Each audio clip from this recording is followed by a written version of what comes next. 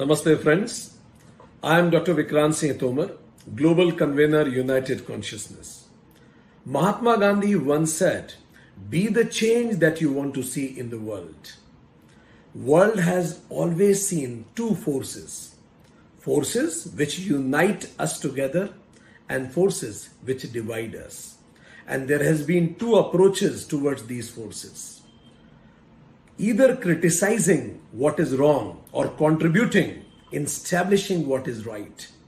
United Consciousness is a global initiative of Project Self to contribute and establish divine beyond divides with a mission of one consciousness, one being. Because it is the same blood that flows in all. It is the same water that nourishes us. It is the same air that enriches us. It is the same earth that holds us. Same space envelops us. When a tiny virus doesn't discriminate between us, let's not let any mental virus divide us. Let's not discuss what happens before birth or what will happen after death. Let's focus on what happens after birth and what should happen before death. How should I live and lead in accord with my true nature?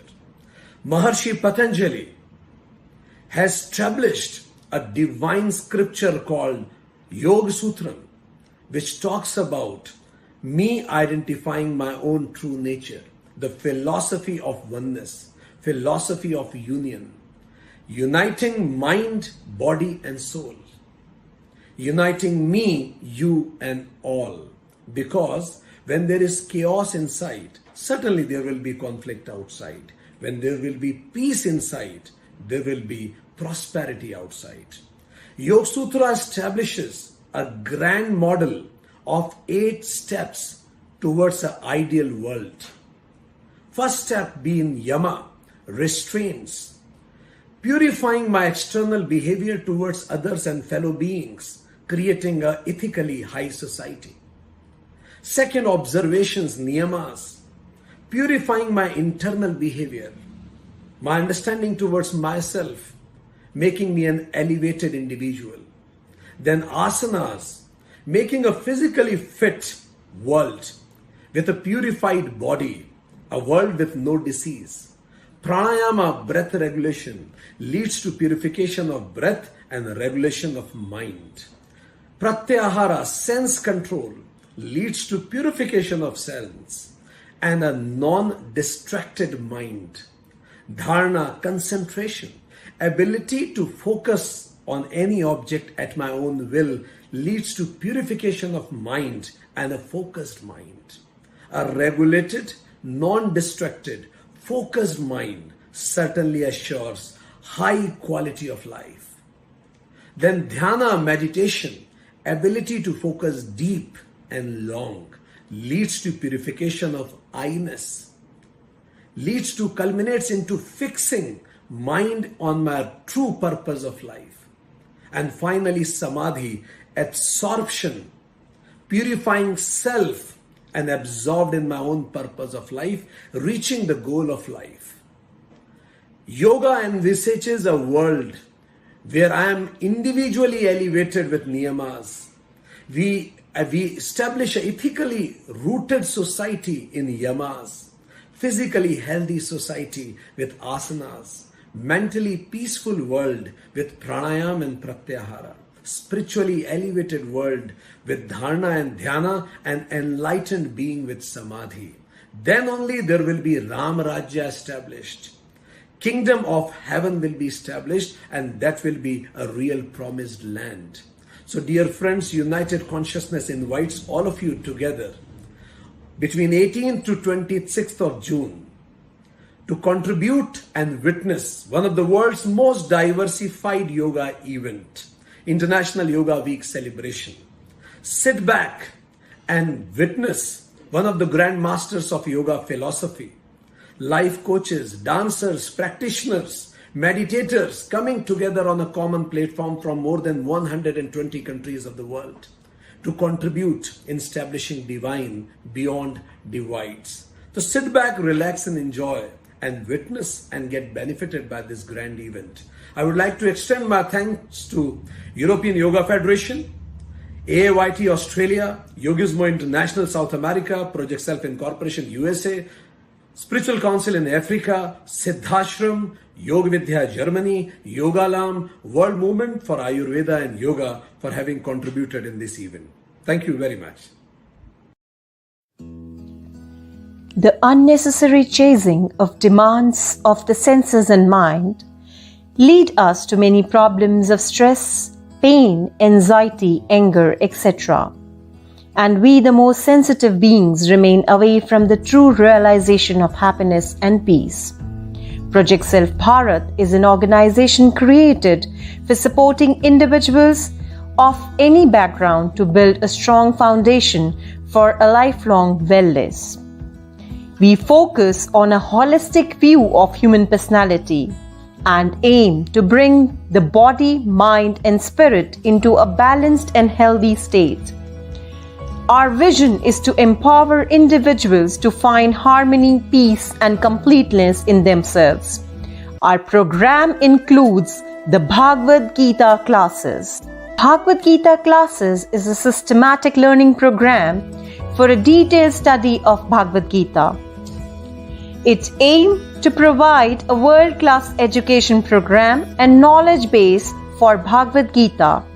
In this program, we include the deep learning, a systematic learning program for a detailed study of Bhagavad Gita, inspiring thoughts, inspiring and uplifting weekly messages based on the teachings of Bhagavad Gita, Gita Sadhana, weekly studied practices based on the teachings of Bhagavad Gita, scientific connections, exploration of the concepts in modern science and management that are relevant to the teachings of Bhagavad Gita, Sanskrit musing, a systematic analysis of the Sanskrit terms used in Bhagavad Gita. Project Self also run Vedanta classes.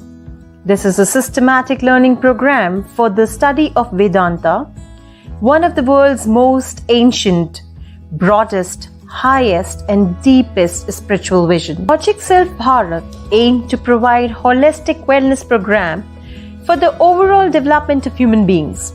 We offer programs on inculcating human values and moral elevation through the study of Indian scriptures. We encourage good health and well-being by providing the classes on yoga and meditation. All our programs are based on the real challenges and problems faced by the people of 21st century. We are logical and scientifically minded, and the sessions we provide are rooted in a scientific approach. Our language is not religious, contemplative, or mystical, but that of a common person. We believe in universal tolerance and we accept all religions, traditions as true. Our approach is the assimilation of all and not the exclusivity of one. Our programs and services are open to people of any background, irrespective of nationality, religion, and professional background.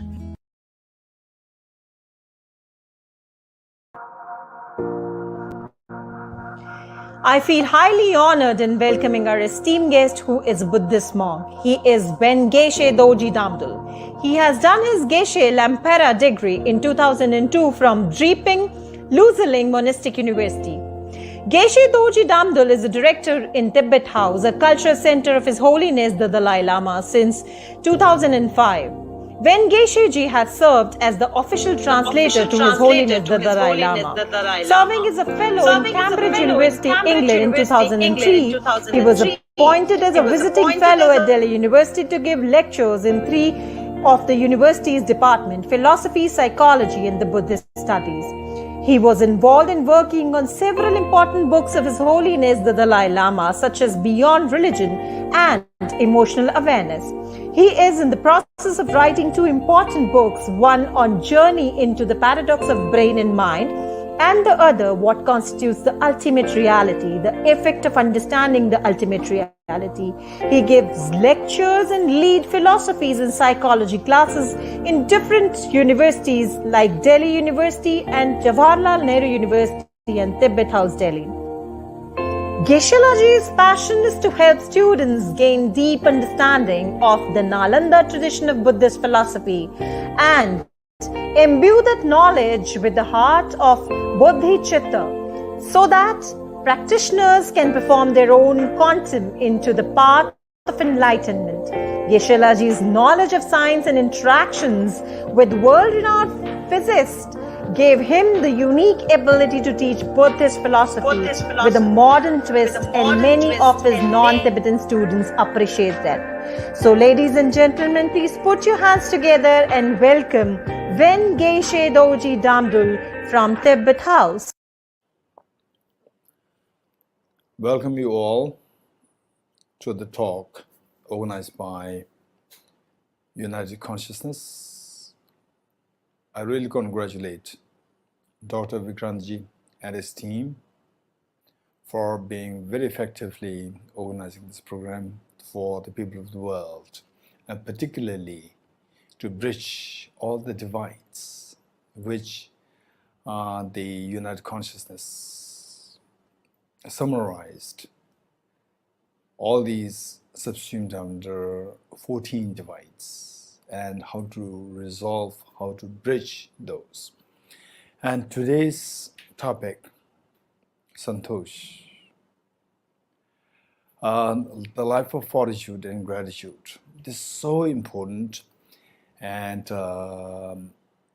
this is, if somebody can live one's life in the spirit of fortitude and gratitude, no doubt all these divides which create so much of pain on others, on your children, on your parents, to you, to all the beings, will be resolved. Unnecessary the creation of our own wrong thinking.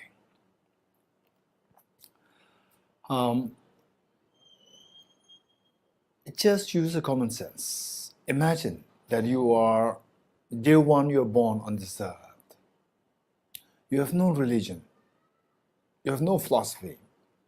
You are just a one-day-old girl or one-day-old boy. And you have the total freedom to go any direction, to be happy. But the moment you are snatched away by somebody, oh, you are Buddhist, you are Hindu, you are Muslim, you are Jain, you are Sikh, you are this, you are atheist, you are non-believer, and so forth. All these labels are given to you, and your freedom is snatched away. So the point is that we are born with so much of freedom. Now, if you think very carefully, all these great teachers, for example, like Lord Mahavir, Jesus Christ, Ram, Krishna, Prophet Muhammad, Bahula, Zoroaster, Guru Nanak, Buddha Shakyamuni, and Abraham, all these great enlightened beings, they didn't come to divide the world. They came to teach us, guide us how to lead a happy life. In this connection, it reminds me of once when I was in Delhi University, at the public address of His Holiness the Dalai Lama, invited at the invitation of the Vice Chancellor and the Delhi University. At the end of the talk, one girl stood up during the question and answer session. One girl stood up to ask His Holiness, what is the purpose of life? So here comes the topic, Santosh, the life of fortitude and gratitude. His Holiness, without doubt, said,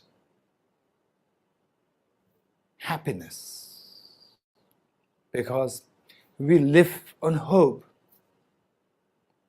We hope for happiness. How many of you, the morning you wake up, you hope for anger, you hope for say, agitation, you hope for uneasiness in you? No one. We hope for, we live in hope. When the hope is died, your life is a failure, your life is dies. So we live in hope, and we hope for something better, happiness. So what can bring us happiness? There are so many factors. Mainly two factors, saying the two hands put together, a sound of a clap erupts. This sound of a clap is a metaphor for all our mental experiences, such as sadness, the fear of COVID-19, the fear of the parents fighting, the fear of the children fighting with the parents, the fear of the husband into alcoholism, coming again drunk, the fear of wife again having some problems, and so forth. Is this your life? Is this purpose of life? Is this what the religions teach? No, not at all. So with this in mind, so how to lead a happy life? This is the question. So with a deeper study of psychology, we come to know that it is only how the mind functions. And our mind functions, when our mind functions properly, you become very happy, and you become like the gold to glow, to give the glow to everyone around you, your family members, the people who love you the most, your family members. And if something's wrong inside, if there's mud inside, the glow stops, and everybody around your family members, they suffer. Forget about the other people. Even if family members, they suffer. Is this your intention? Is this the purpose why you live in a family? So let us think very carefully. And all these great teachers, they came on this earth to bridge the divides, not to create more divisions. Let's not forget it. And let's not say yes to the people who bring more divisions in this world. In the facade of, oh, you are from our group. This is groupism. This is the belief in the divide. Let us say no to the divides. So, how the mind works is that the mind works in two ways. One, when the mind goes wrong, then all the miseries are attracted. And all these great teachers like Ram, Krishna, Prophet Muhammad, Buddha, Mahavir, Lord Mahavir, Guru Nanak, Bahula, Zoroaster, then the Abraham, Jesus Christ, they all will be very sad. If they're together, all these teachers are together, they will be the best of the community. But unfortunately, what the followers are doing is very unfortunate. So this purely that what makes these great teachers unhappy, this is something we should stop, no matter how other people promote this groupism, divides. Let's stop that. Because these teachers, the teachers you revere, they are unhappy, they are sad that you are suffering because of this ignorance. And the other is the lack of compassion. So how to solve these problems? How to remove this ignorance, and how to create a sense of the love and affection universally. So for that matter, the first, the ignorance. How is this ignorance coming into being? That we and you, I'm from this religion, you're from that religion, I'm from this group, you are from that group. This is the greatest of the hallucination happening, optical delusion happening in the minds of these people. This is what Albert Einstein said it's the optical delusion, putting yourself in the prison of one's own mind. Why prison? Prison is not a happy place. So where you have this ignorance of dividing people, other person will not be happy to you. And we all, for the Instagram, Facebook, and so forth, we all ask for, please give me like, please like my channel. What is this? You crave for everybody to like you. But this divide is the one, there may be some people who like you, but the other side will not like you. So this is ignorance. While you crave for love, likes from others, we are deliberately pushing half of the community to say that you are not us. You dislike me. This is what we're creating. So this, where this is happening, you must be very cautious, number one, that you do not fall under this trap, number one.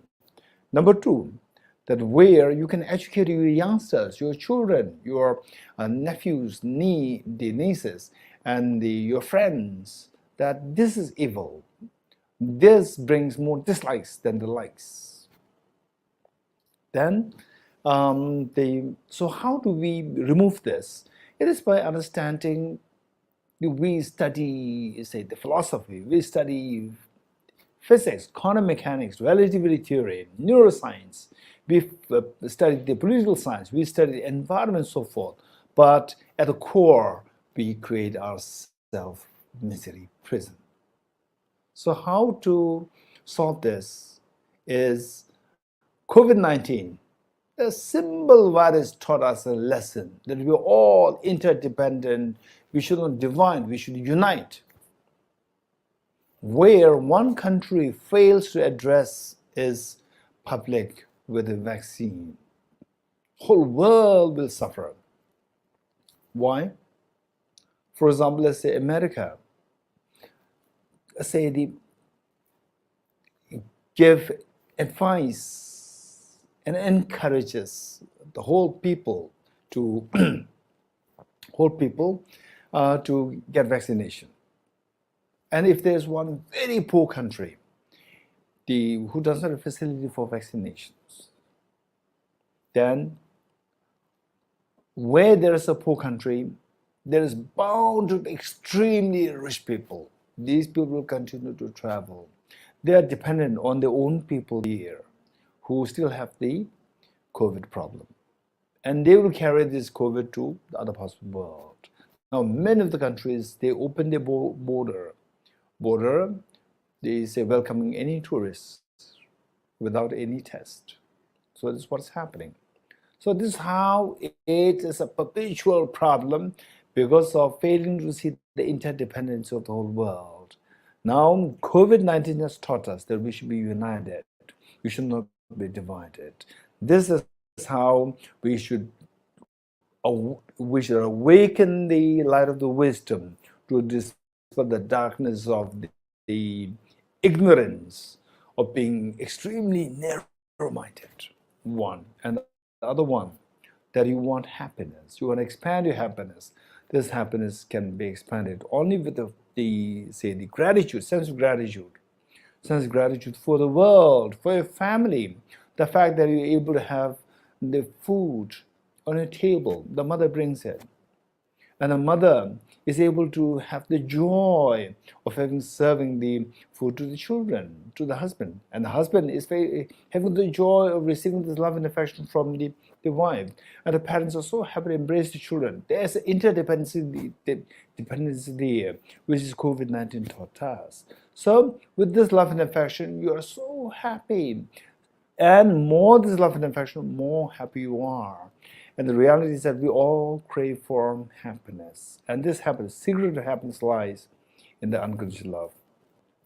And sense of gratitude to your family members. Sense of gratitude for example, here in India, all the citizens of the world, the administrators, the workers, everyone, and the people on the border, the soldiers on the border, they are safeguarding the people of India. Likewise, everywhere, there is a system there to protect you.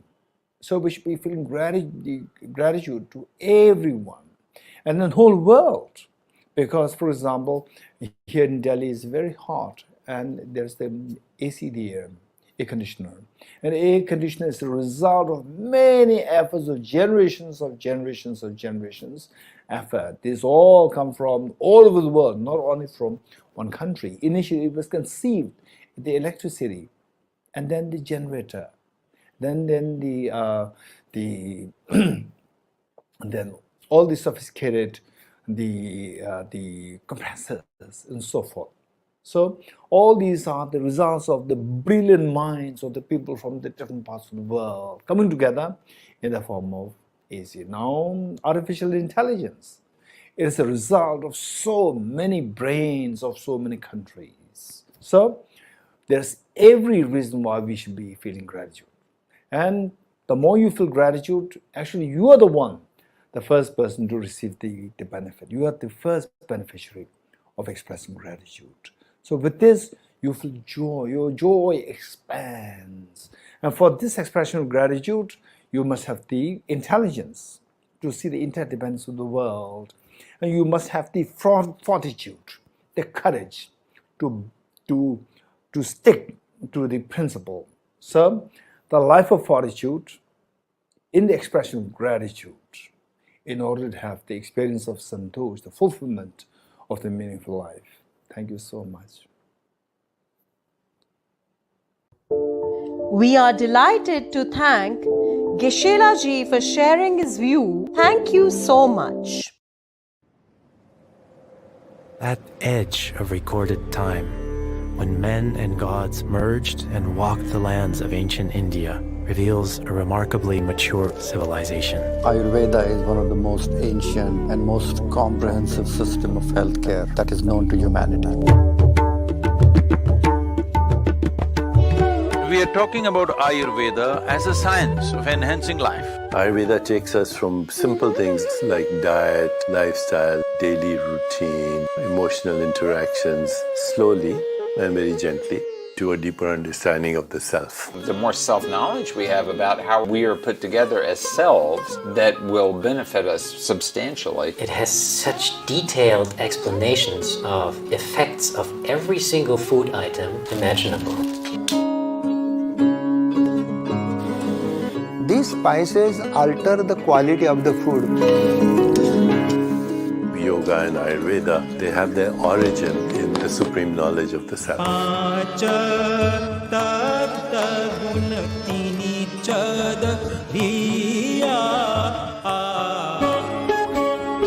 Ayurveda is trans-scientific, that it accepts the methods of science but also goes beyond it. Every time you see a patient, you educate them about themselves. Empower your patients to be their own doctors. It is not about prevention and cure, it's about making the body work at its best. Pure, unbounded intelligence provides the blueprint for the proper functioning of the whole physiology. And that is the basis of Ayurveda. You say yes to life, you say yes to things that are supportive of you. And there is inner intelligence within you that is universal that will show you what is right for you.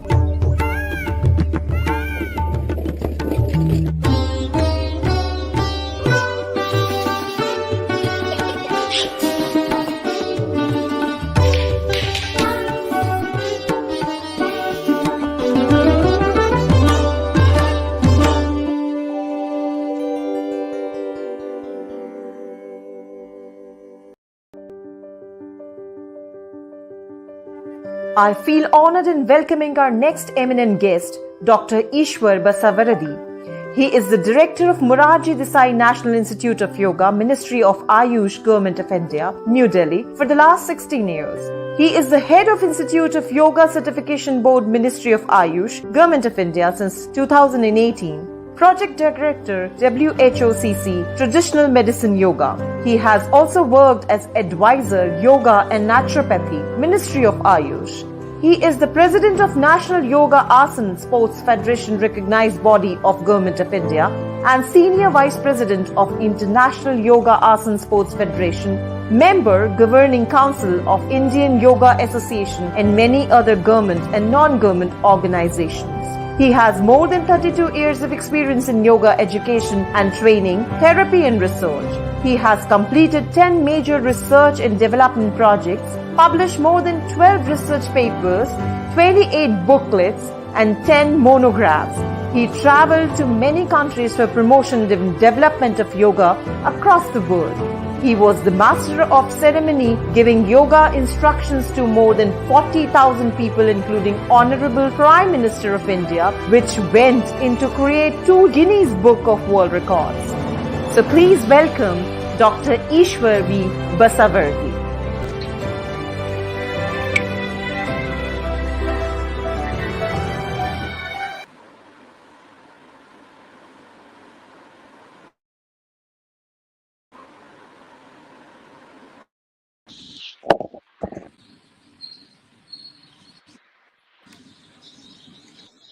Namaste, Dr. Ishwarji. Yes, thank you very much. You're welcome. Yeah.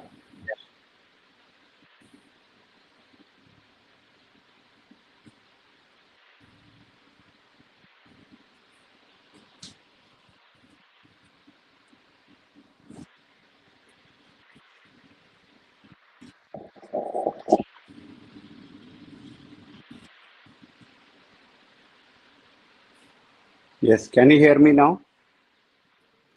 Can you hear me? Yes, So yes. Perfect. Thank yes.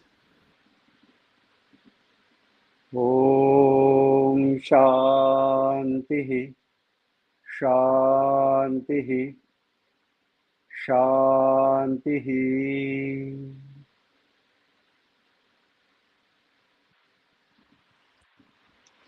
My pranams to all the yoga professionals and also yoga enthusiasts joining this webinar through various social media platforms.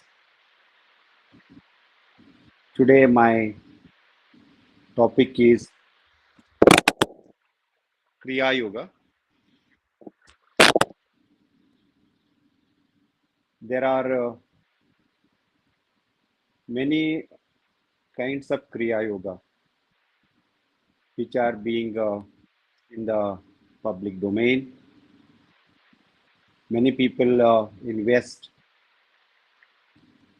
consider Kriya Yoga of Swami Yoganand.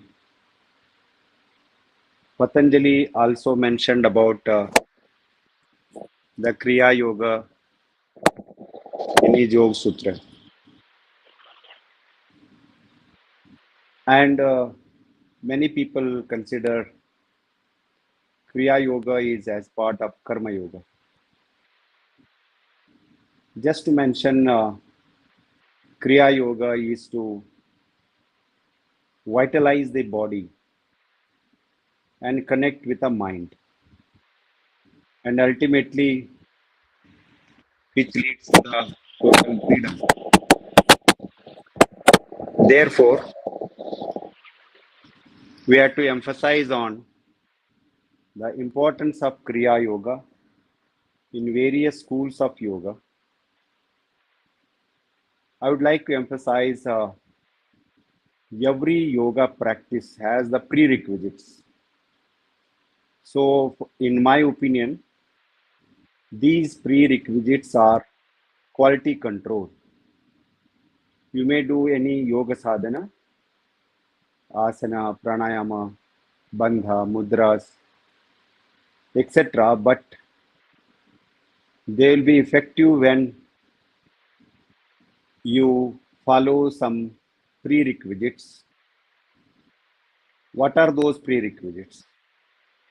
In Ashtanga Yoga of Patanjali, Yama Niyamas are prerequisites.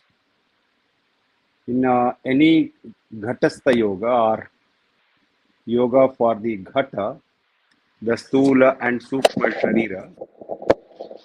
So these are the where we have a cleansing or detoxification processes called Shat Kriyas. Some people mention they are also Kriya Yoga. No, they are only the detoxification processes or cleansing processes. So in Ghatastha Yoga, or Ghatha Yoga, and cleansing practices are of vital importance. Therefore, another one most important factor we forget is the intakes, the breathe what we breathe, the quality of breathe, the water what we drink,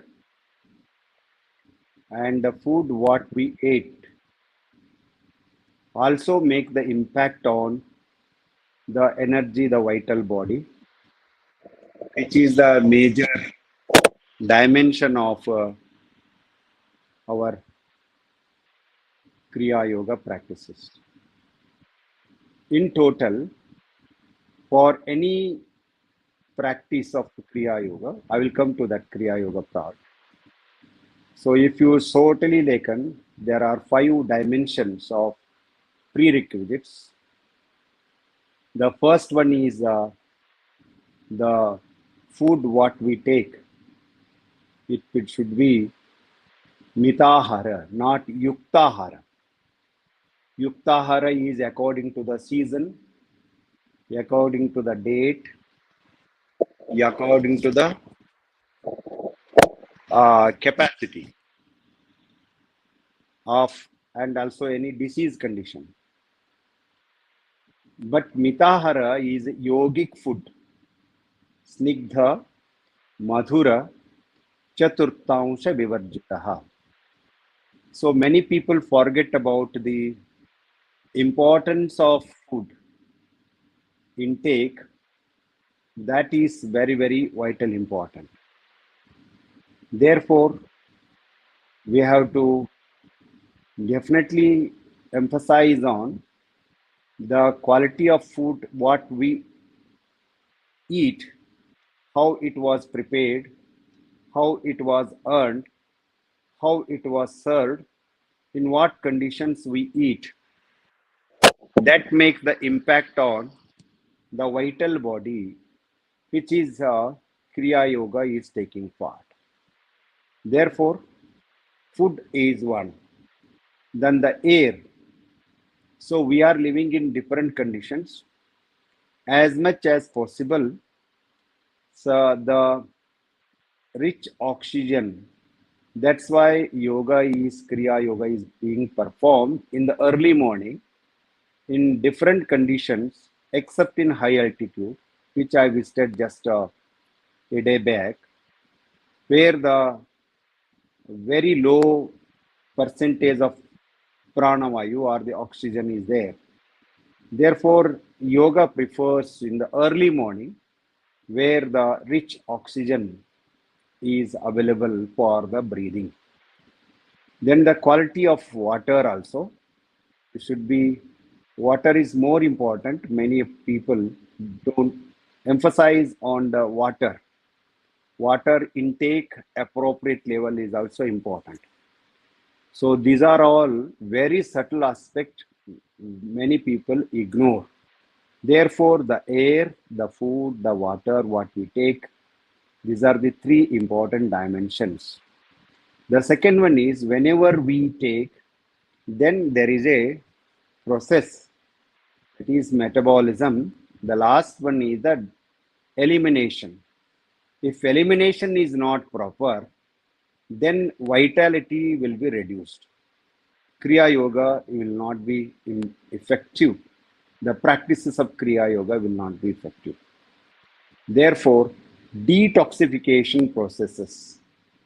So it may be mentioned as in Hatha Yoga, Neti, Dhauti, Kapala, Bhati, Tratakanuli, Basti.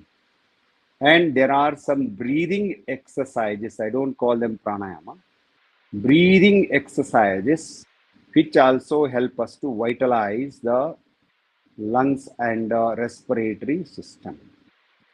So therefore, the 4th dimension is the cleansing or the removing the toxins with the various yogic practices mentioned in Hatha Yoga or Tantra Yoga. Tantra Yoga, they will Pancha Mahabhuta, Shuddhi Kriyas are there.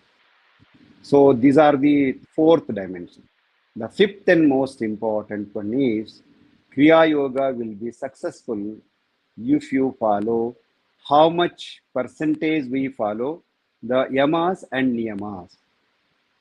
Yamas and niyamas you all know. So niyamas are to be observed. Shaucha, Santosha, Tapaswadhyaya, Ishwar Pranidhanani. So if Saucha, Santosha are not there, Kriya Yoga will not be effective. So then once it is happening, so we have to start with the basic postures, physical postures.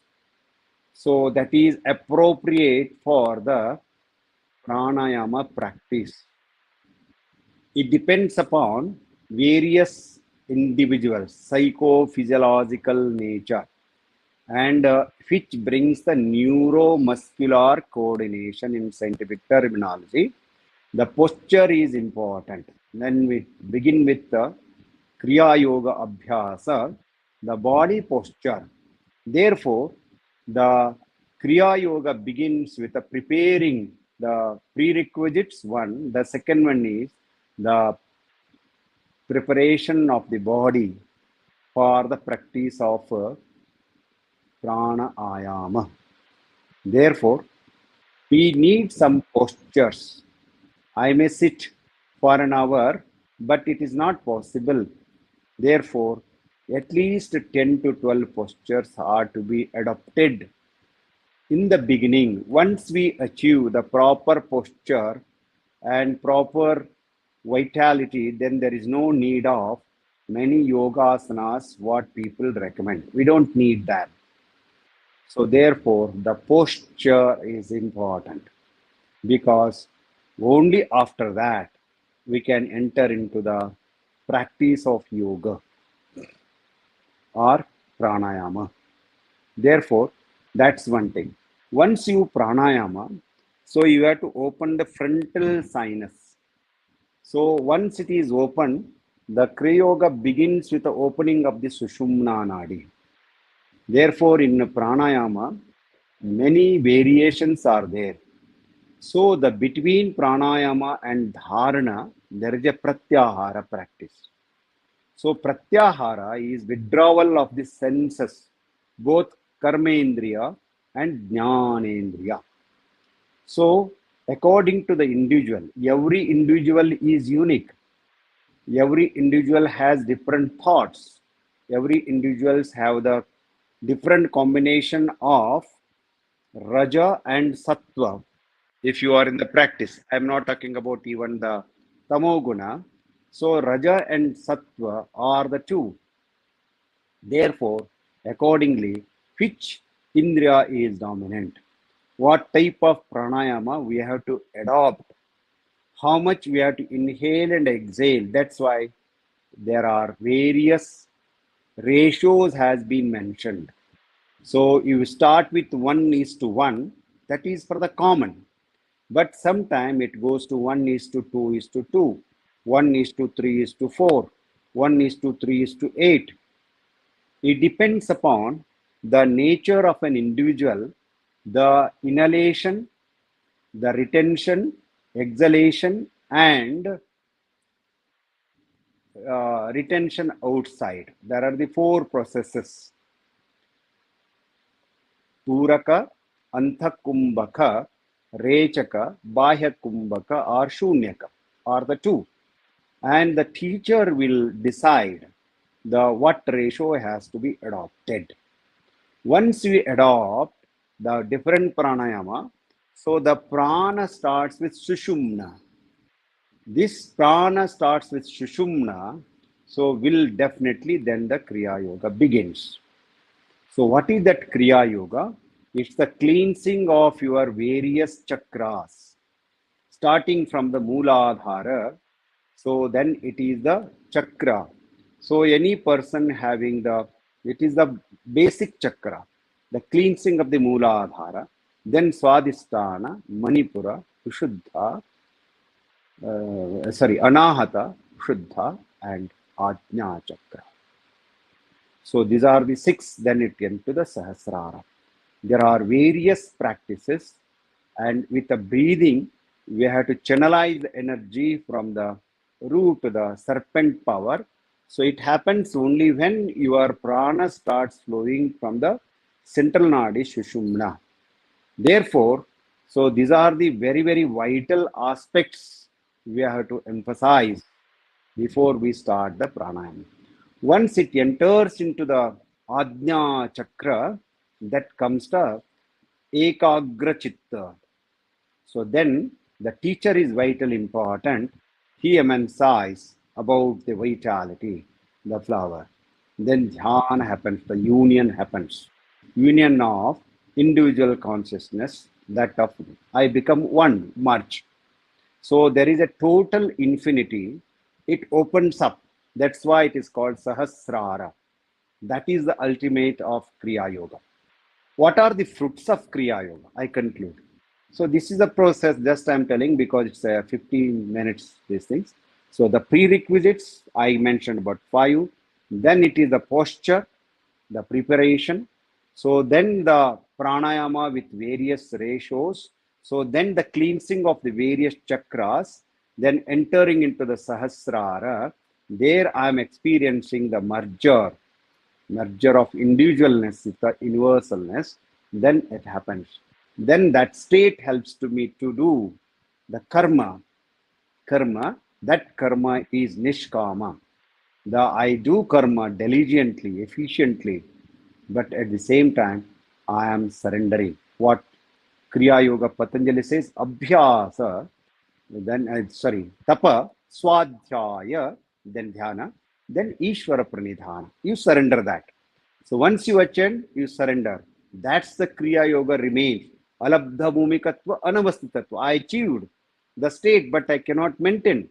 Why I am not able to mention? I don't know the surrender. Ishwara Pranidhana. So I have to surrender. Karma Yoga. So that happens with the devotion, unconditional love. Unconditional love towards the human beings leads to the unconditional love to the God consciousness. Because every individual is having the consciousness or the God consciousness. That one leads to the jnana, that is viveka.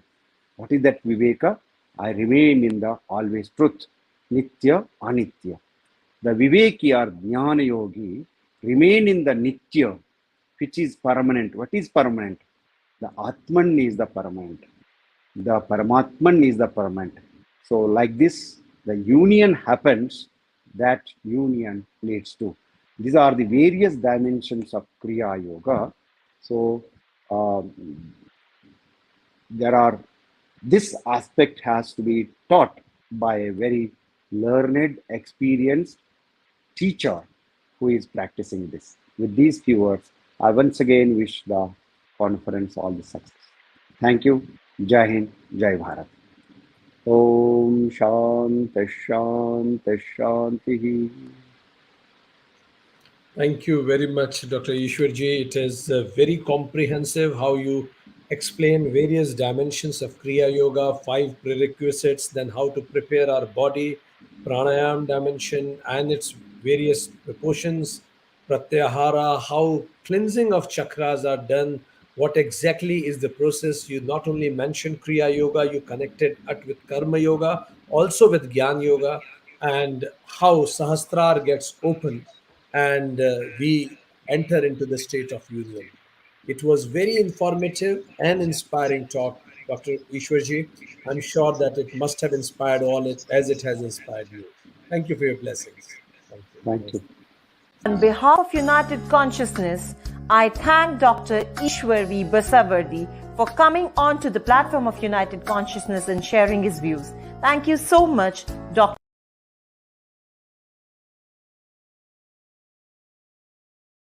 United Consciousness. I welcome our next guest, Ms. Saida Balikuzeva from Uzbekistan, the city of Tashkent. She studied at the State Institute of Culture and Arts of Uzbekistan. She did her yoga at Lal Bahadur Shastri Center of Indian Culture in Tashkent. They have professional teachers from India who gave them practical knowledge about yoga as well as about the philosophies of yoga, talked about the ancient Vedic culture of India and about the outstanding figures of India who played a big role in social and spiritual development of all mankind. Yoga classes has helped her to improve her physical, mental and spiritual development. So ladies and gentlemen, please put your hands together to welcome Ms. Saida Walikazova from Uzbekistan.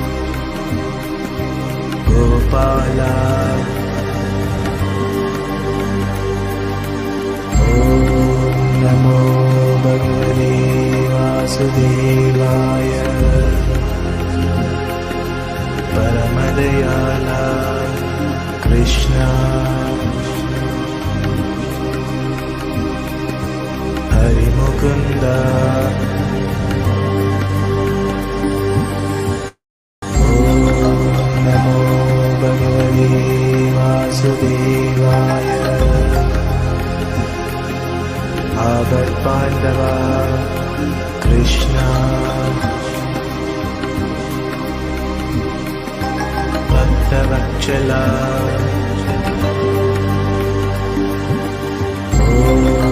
Namo Bhagavate Vasudevaya.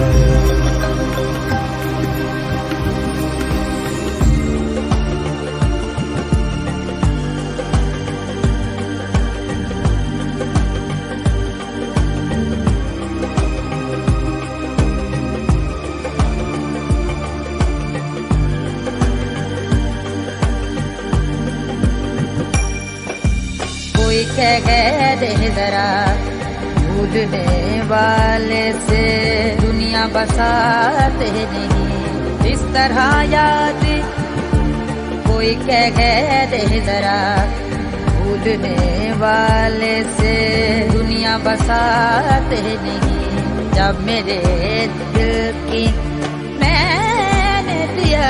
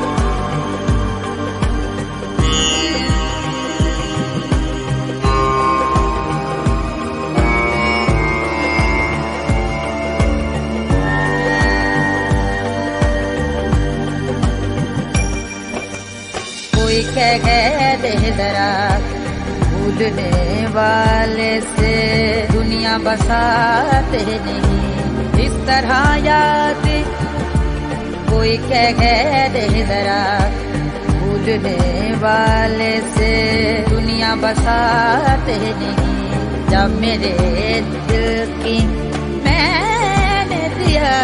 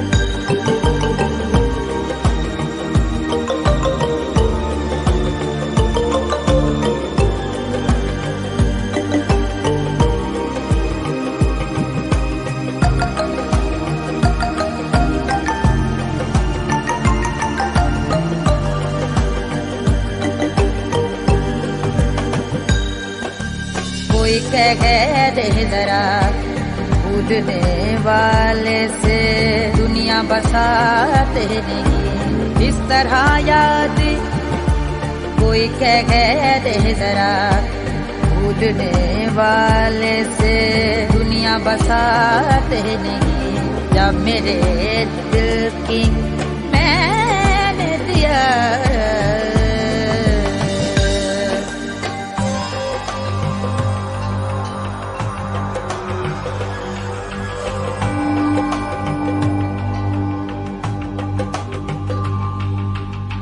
बगार आई तो कहते हैं तेरा काम नहीं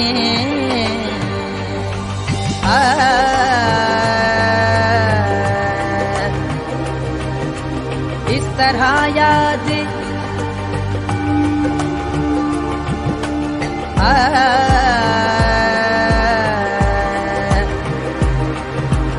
इस तरह याद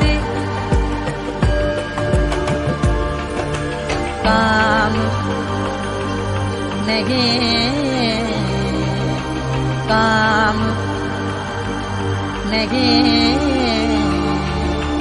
अब बगार आई तो कहते हैं तेरा काम नहीं।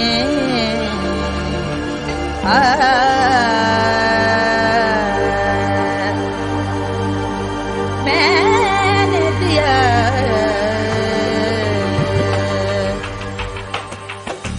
कोई कह दे जरा भूलने वाले से दुनिया बसाते नहीं इस तरह याद कोई कह दे जरा भूलने वाले से दुनिया बसाते नहीं।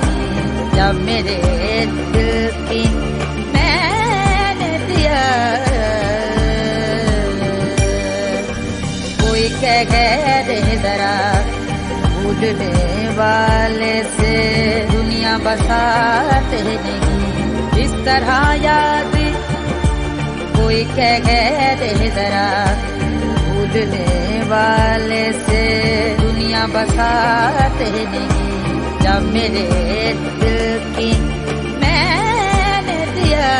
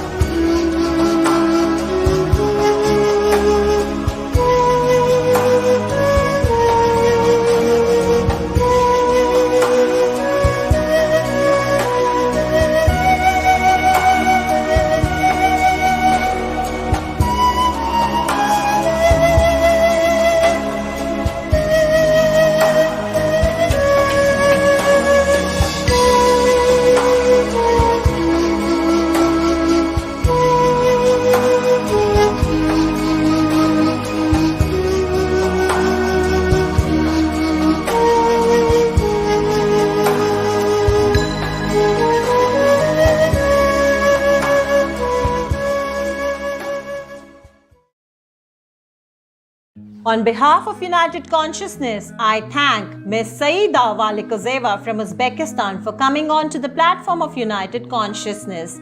Thank you so much.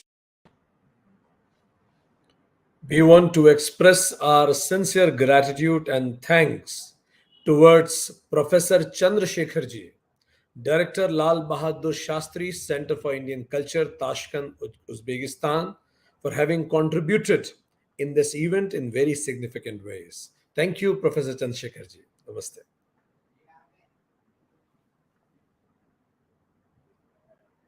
In the panel, we have with us Swami Gunatitananda Saraswati Ji. He is a monk from Chinmay Mission, a seeker of the truth and a disciple of Swami Chinmayananda. He studied Vedanta in India at Sandeepani Sadhanalaya of Chinmay Mission. He is presently based in Chinmay Mission of Sri Lanka as the resident Swami. In keeping with the vision of Chinmay Mission, inner transformation of individuals resulting in a happy world around them, he is engaged in sharing the knowledge culled from the scriptures in the modern context, motivating the adults as well as young adults, thereby enabling them to become positive contributors to society. Swami Gunatitananda Saraswati Ji was a successful IT professional, well-versed in business management and IT practice prior to embarking on the journey in the search of the truth.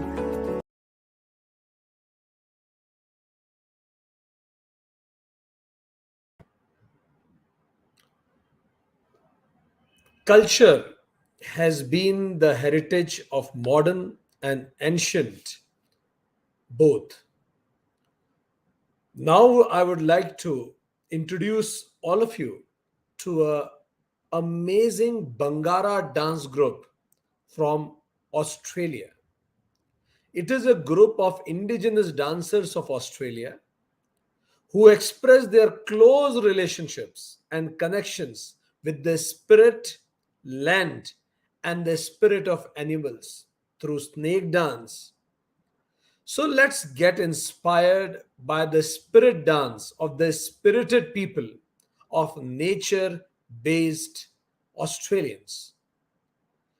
We would like to express our courtesy to Bangara Dance Theatre and Libby Nelson Ji of AYT Australia for helping us in getting and discovering this Bangara dance group. So friends, let's enjoy and tuned into this indigenous dancers group of Australia.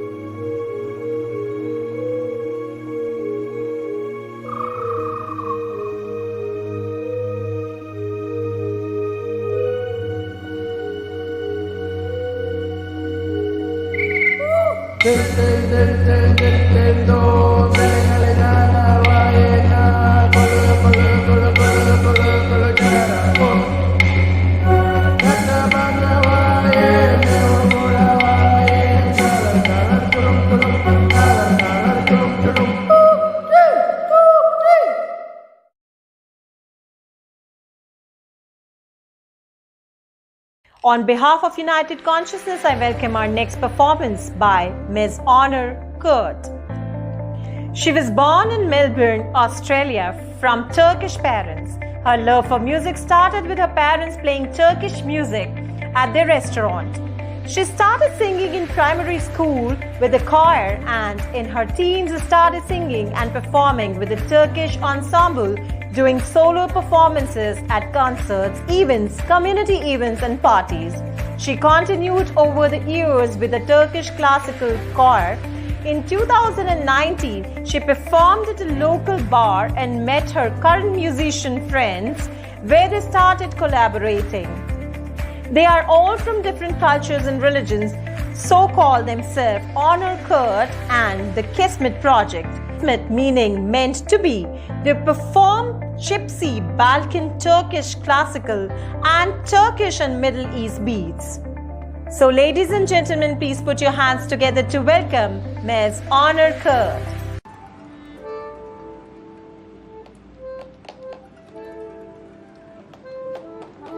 Hello. I welcome you on United Consciousness International Yoga Week, organised by United Consciousness Global. Namaste.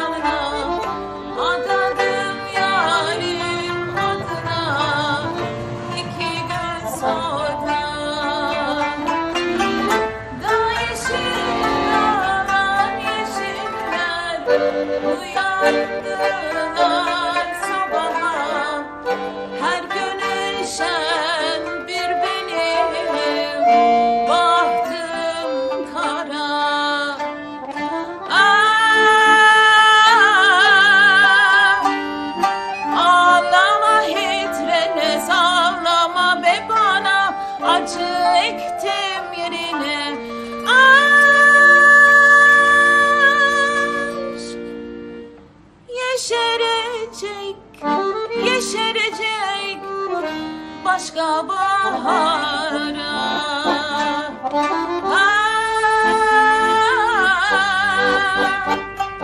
Ağlama hiç ağlama be bana, acı ektim yerine.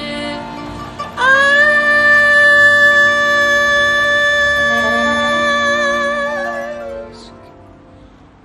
yeşerecek, yeşerecek başka bahara.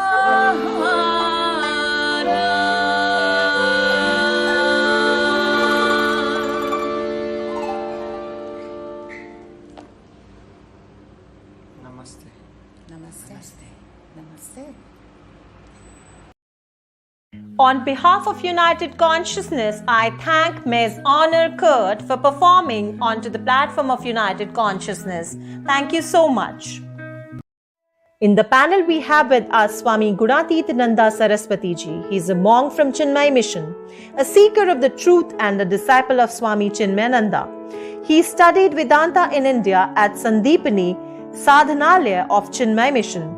He is presently based in Chinmay Mission of Sri Lanka as the resident Swami. In keeping with the vision of Chinmay Mission, inner transformation of individuals resulting in a happy world around them, he is engaged in sharing the knowledge culled from the scriptures in the modern context, motivating the adults as well as young adults, thereby enabling them to become positive contributors to society. Swami Gunatitananda Saraswati ji was a successful IT professional, well versed in business management and IT practice prior to embarking on the journey in the search of the truth.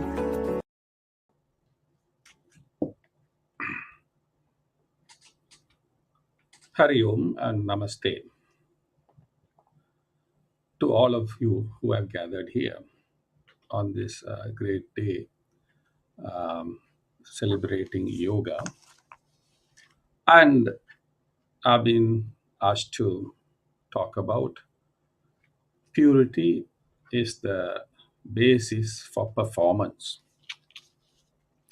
Okay, now if we have to do justice to this topic, we have to try and understand the topic itself.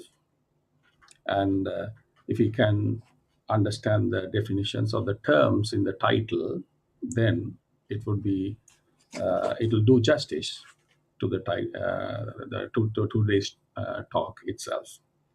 So here we have the word purity, shaucha, and the other important key word is performance.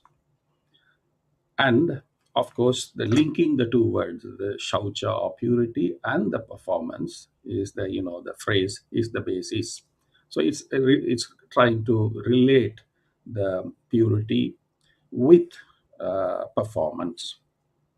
Okay, now let's try to go a little bit deeper into these three aspects of it. That is purity, the performance, and the relationship between the purity and the performance.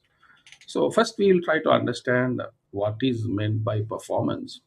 Performance usually is used to refer to either action or effectiveness of the action.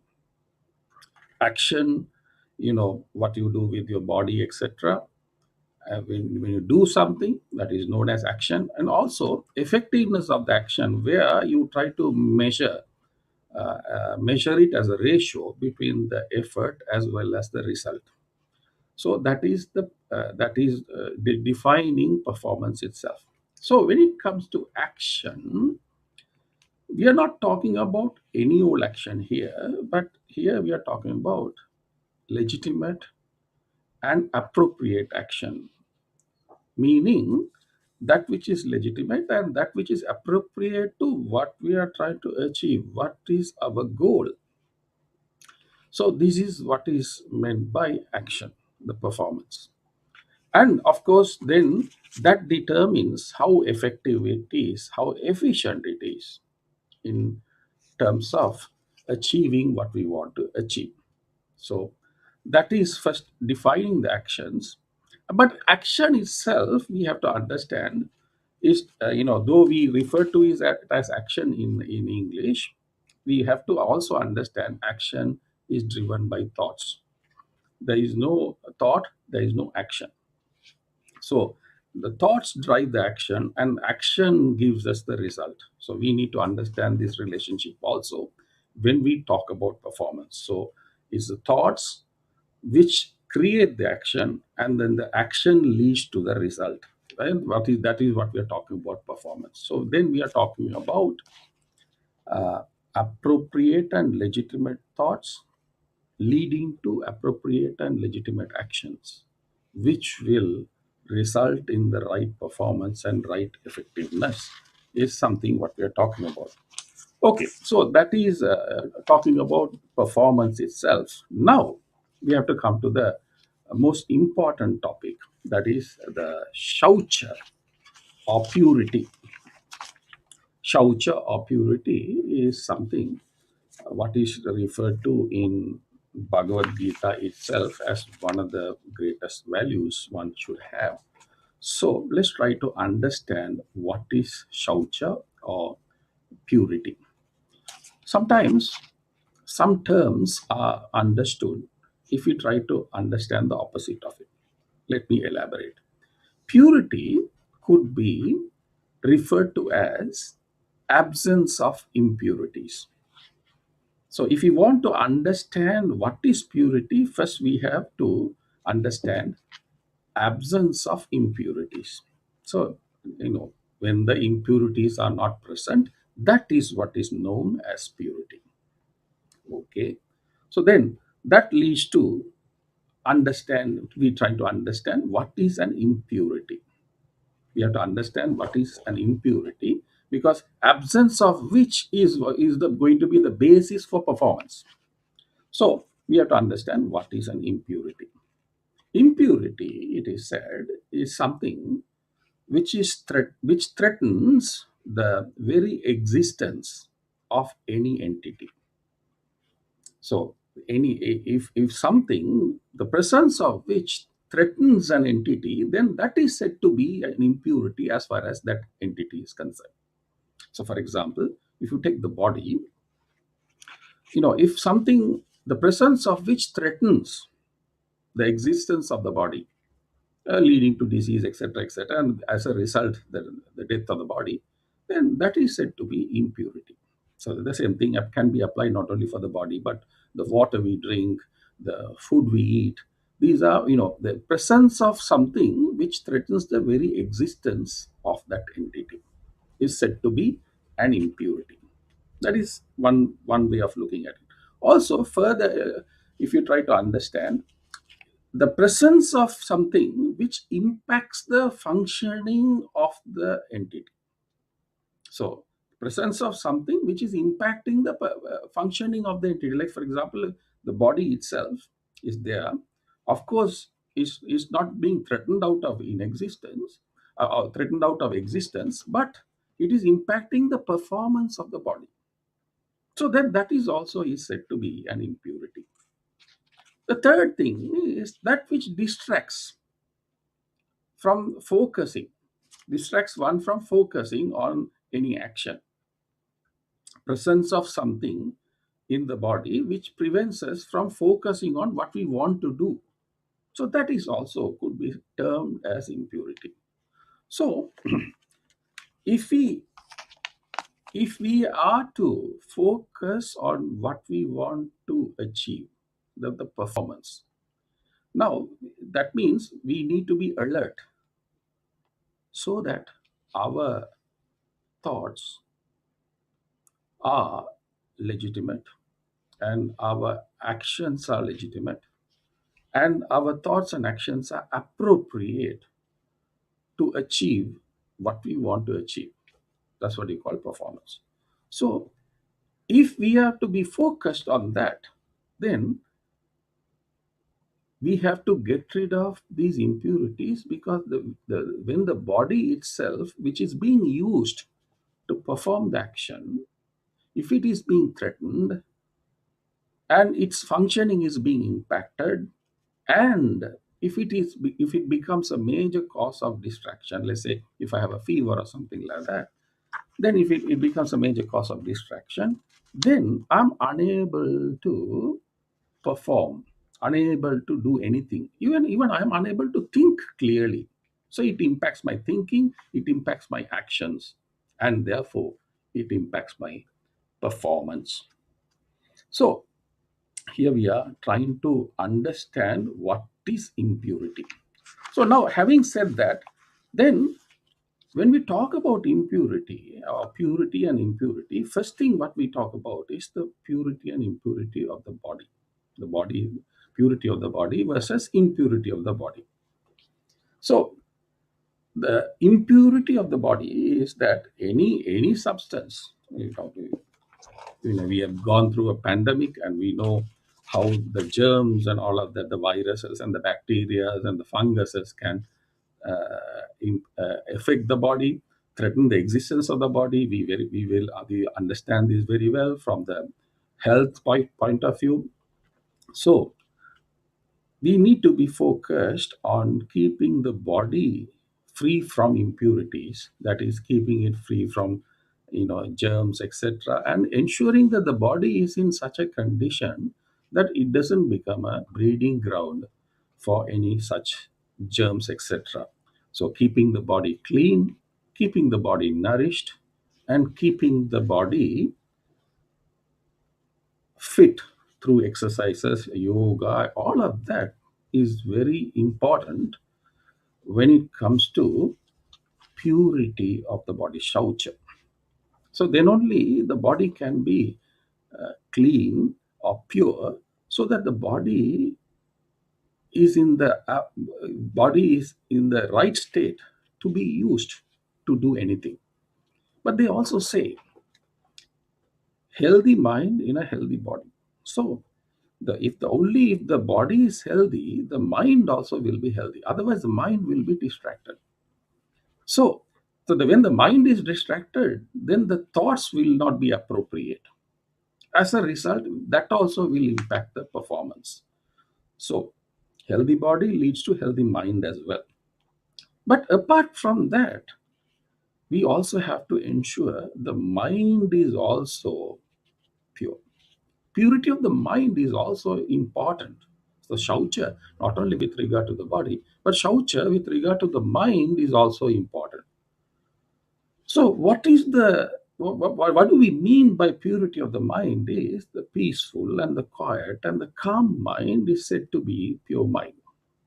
Impurity of the mind is the mind which entertains inappropriate thoughts, unwanted thoughts, etc., is said to be impurity of the mind. So, in order to ensure the shaucha, the cleanliness or the purity of the mind, one has to, ensure that the mind is free from likes, dislikes, and all the negative values. They talk about desire, greed, hatred, anger, jealousy, etc., etc. Those are all negative values. So these negative values, when these things, when they enter the mind, then the mind is not peaceful anymore.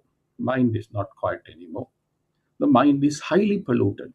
So therefore, ensuring the purity of the mind is important for the performance, because only when the mind is peaceful, only when the mind is calm, one is able to function in a focused manner, leading to performance.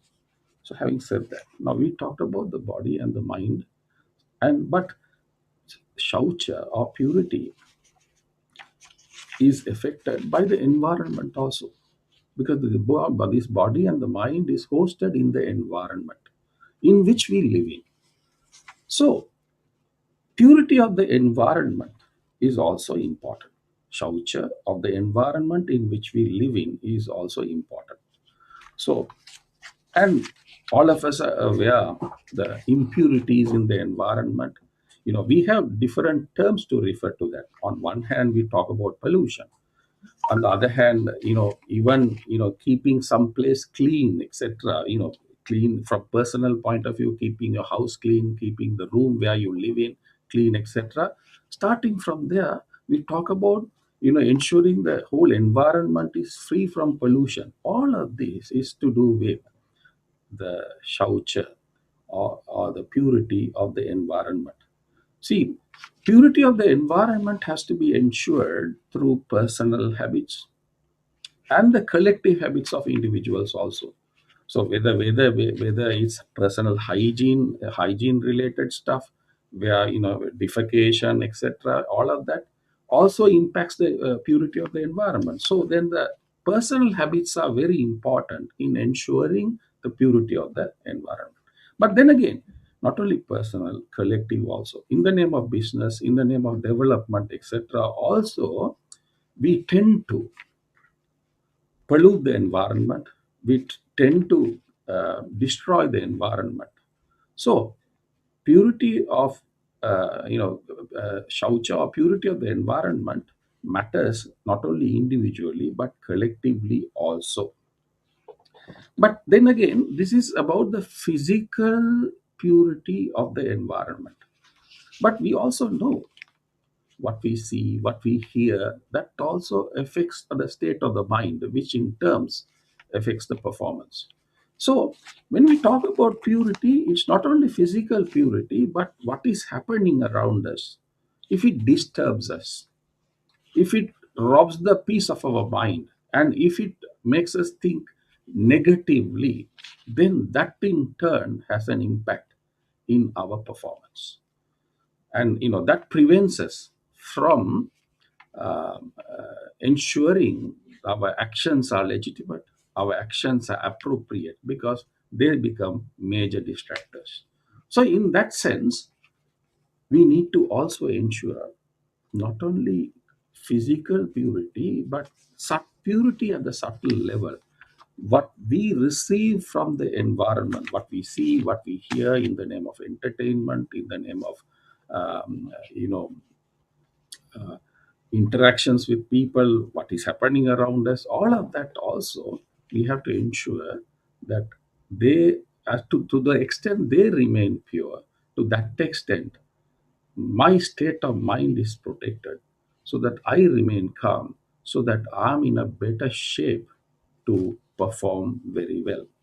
So here we are revisiting, or let's revisit the title, Purity is the Basis for Performance.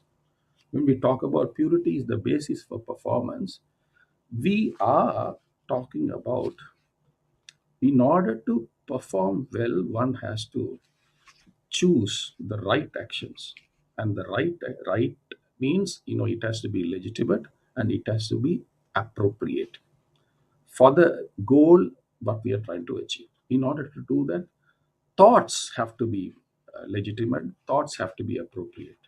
So purity, for the sake of purity, when we talk about as a basis for performance, we are talking about purity of the body and the mind, as well as the environment in which we live at the physical level, as well as at the subtle level. Okay, with that, I would like to end this discussion on the purity is the basis for the performance by thanking all of you for giving me an ear. Thank you and wish you all the best. Namaste. Thank you, respected Swamiji. And the elaboration you made on purity, you mentioned about how it has three dimensions: physical, that avoid, if it is not observed, then we'll have diseases; mental, if we not observe, we'll have distractions; and even environmental, if not observed, we will certainly have discomfort for the planet itself. And this physical, mental, and environmental purity converts into performance through righteousness of action, effectiveness of action, and our input and output ratio, how much efforts we put in and the results we get through our efforts. It has inspired me, Swamiji, and thank you very much for blessing us and keep blessing us in our events. Thank you, Swamiji. On behalf of United Consciousness, I thank Swami Gunatitananda for coming onto the platform of United Consciousness. Thank you so much. Yoga provides holistic solutions to the common problems. Yoga creates the balance between needs, demands, and the expectations, and imparts discipline of self-control, thereby helping us to face the challenges appearing in our day-to-day life. Let's have expert advice by the experts in the panel discussion on the topic, Yoga, Solution to the Challenges of Life. Our next guest is Marisa Tanure. Born in South Africa in the Karoo, Marisa has been living on the islands of Zanzibar since 2003. She fell in love with the island's ambience, color, turquoise blue ocean, simplicity of lifestyle, its people and sunsets. Marisa Tanure is the founder of Yoga Zanzibar, the one and the only yoga alternative in Zanzibar, offering yoga retreats throughout the year since 2009. Marisa is an experienced registered yoga teacher with the Worldwide Yoga Alliance. She teaches dynamic hatha based on Ashtanga, Vinyasa, flow, and Kundalini yoga, bringing awareness into the mindfulness and energy flow. Marisa has been practicing yoga for over 11 years. She also teaches the art and science of yoga, 200 hours teaching training program certifying yoga teachers. Marisa's vision is to be of service to others through sharing the tools of yoga with her teachings. She's passionate about life, yoga, traveling, the ocean, dancing, playing drums, and painting. She's also the co-founder of Divine Diving Yoga and Dive Scent. Panel, we also have with us Ms. Ajit Kaur, also known as Ms. Akiko Suzuki. She was born and raised in Hiroshima, Japan, and always been interested in how to make a peaceful world since she was young. Seeking her own peace of mind, she started Kundalini Yoga. In 1990, she participated in the world's largest Kundalini Yoga festival, Summer Solstice Sadhana. Ajit is 500 hours KRI internationally certified Kundalini Yoga teacher and professional teacher trainer. Her mischievous teaching training style is welcomed all over the world, including China, Taiwan, Indonesia, and the USA. Ajit loves witnessing people transforming, experiencing their own beauty and peace via the practice of Kundalini Yoga. She has translated and published Kundalini Yoga from English to Japanese by Sakata Kaur. Ajit is also a gifted drawing illustrator and highly skilled at playing her handmade healing harp. Our next panelist, whose Buddhist name is Tejavaro Thevo, Malaysian by origin of Indian heritage. He started learning Buddhism at 7 years of age in 1991. At 15 years of age, he becomes Srimanara in Malaysia. He became a bhikshu in Thailand when he was 20 years of age. In 1997, he went to Taiwan to learn Mahayana Buddhism and studied Chinese at National Sun Yat-sen University. He completed his bachelor's degree in anthropology at Marylhurst University, USA in 2008. He holds a master's degree in yoga from Dev Sanskriti Vishwavidyalaya in Haridwar, India. Most recently, he completed his PhD in yoga and the Buddhist tradition in 2017 at Baba Saheb Bhimrao Ambedkar University, Lucknow, India. Currently, he is preparing for the postdoctoral program at National Cheng Kung University, Tainan, Taiwan. In addition, he gives lectures on Ayurveda and yoga at National Sun Yat-sen University and also serves as vice abbot for the Golden Mountain Temple. Today in the panel we have with us Dr. Shiva Nair, who is an uro-oncologist in Hamilton, New Zealand. He is the clinical director for the urology department at Waikato Hospital. He has travelled across multiple cities and countries for his training. He has his publication on cancer and non-cancer topics. He has previously tutored at University of Otago and University of Auckland Medical School and remained active in teaching and training his students and residents. Dr. Nair remains ardent student of Vedanta. He was taught Guru Parampara by the Chinmay Mission and currently he is studying several texts including Upanishad. He is active in Hindu Swamsevak Sangh in New Zealand at the local level. His primary goal is to understand the self-knowledge and spread it to as many as possible. Today's panel discussion will be moderated by Dr. Vikrant Singh Tobar, convener United Consciousness. Dr. Tomer is an acknowledged trainer, academician, scholar, writer, and a management consultant.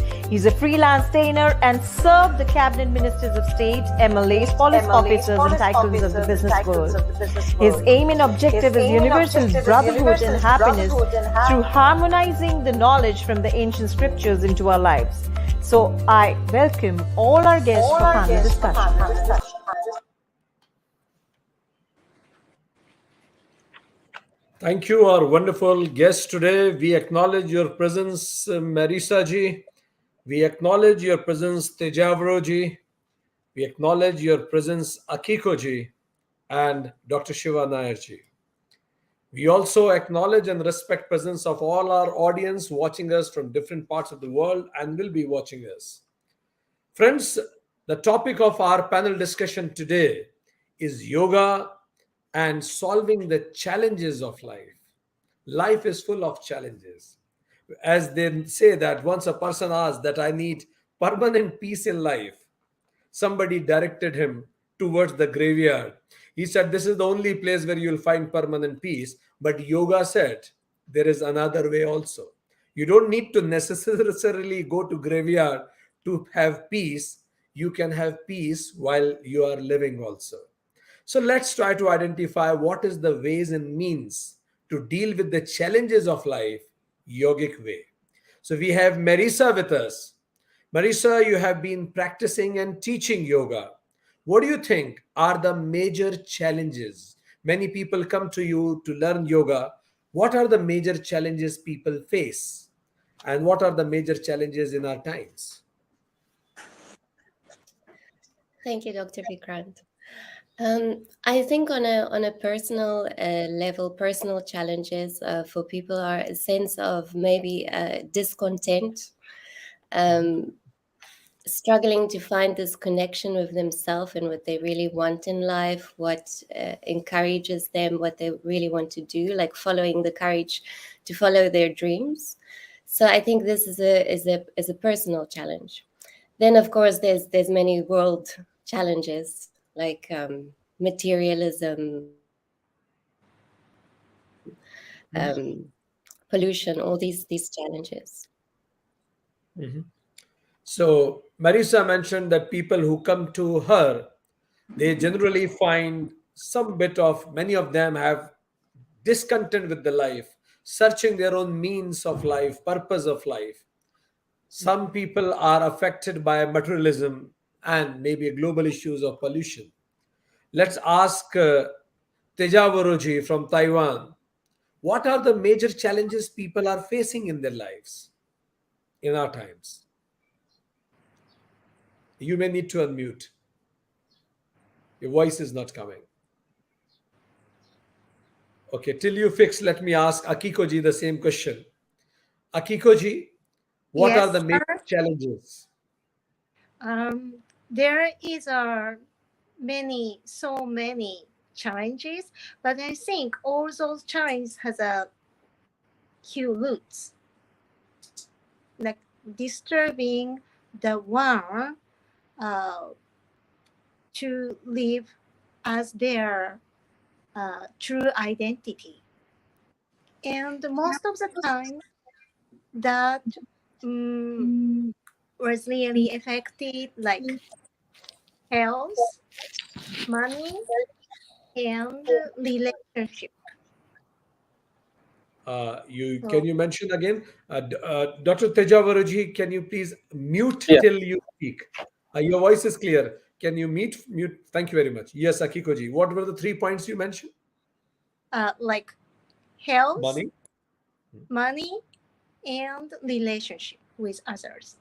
Or, if I say it can be love. It can be? Love. LOVE. Perfect. Thank you. So we got couple of points to discuss that major challenges people are facing today are related to money, related to relationships, related to finding out their own purpose of life. So let me come to Tejavaruji. How yoga can contribute in dealing or finding solutions to these challenges that people face. Thank you, sir. Yoga already contributed like 1,000 years ago through explaining Raja Yoga, Bhakti Yoga, Karma Yoga, Kundalini Yoga, Jnana Yoga. All those information are deeply explained and well versed. So now, in the present days, we should learn and read and listen and participate. Through this, we can learn more about how yoga contributed for the humanity. The most important thing is human is enjoying their life, and the problem is when end of the time we get nervous. We are not ready to face the reality. So yoga is about previous life and now and the future. It explains beautifully if one could understand and read and practice them while they are healthy. And when their mind and health are contributing its energy, so this is the best time for us to understand. Thank you. Thank you very much. Dr. Shivaji, you are doctor by practice also and profession also. And you have learned Vedanta. So when people are searching for their meaning of life, purpose of life, certainly when you must have done your MBBS, MD, so you must be having something else, and once you came exposed to Vedanta, you must have found something higher purpose in life. So can you help us to understand how yoga can contribute in finding the true purpose of life? Hariom, I'm going to reiterate what Dr. Theroji said pretty clearly. Nothing has changed. Actually, the sources of distress for a person hasn't changed for thousands of years. All that's changed is whether it was money then and money now and gold years ago, or before that was whatever you're trading with. Nothing has changed. Our scriptures have really researched and found many types of yoga. Yoga means to join. And what we want to join is to our internal happiness, our Atman, our peace. And that is what is described. Now, the secular world, or this world of medicine, is very perception based.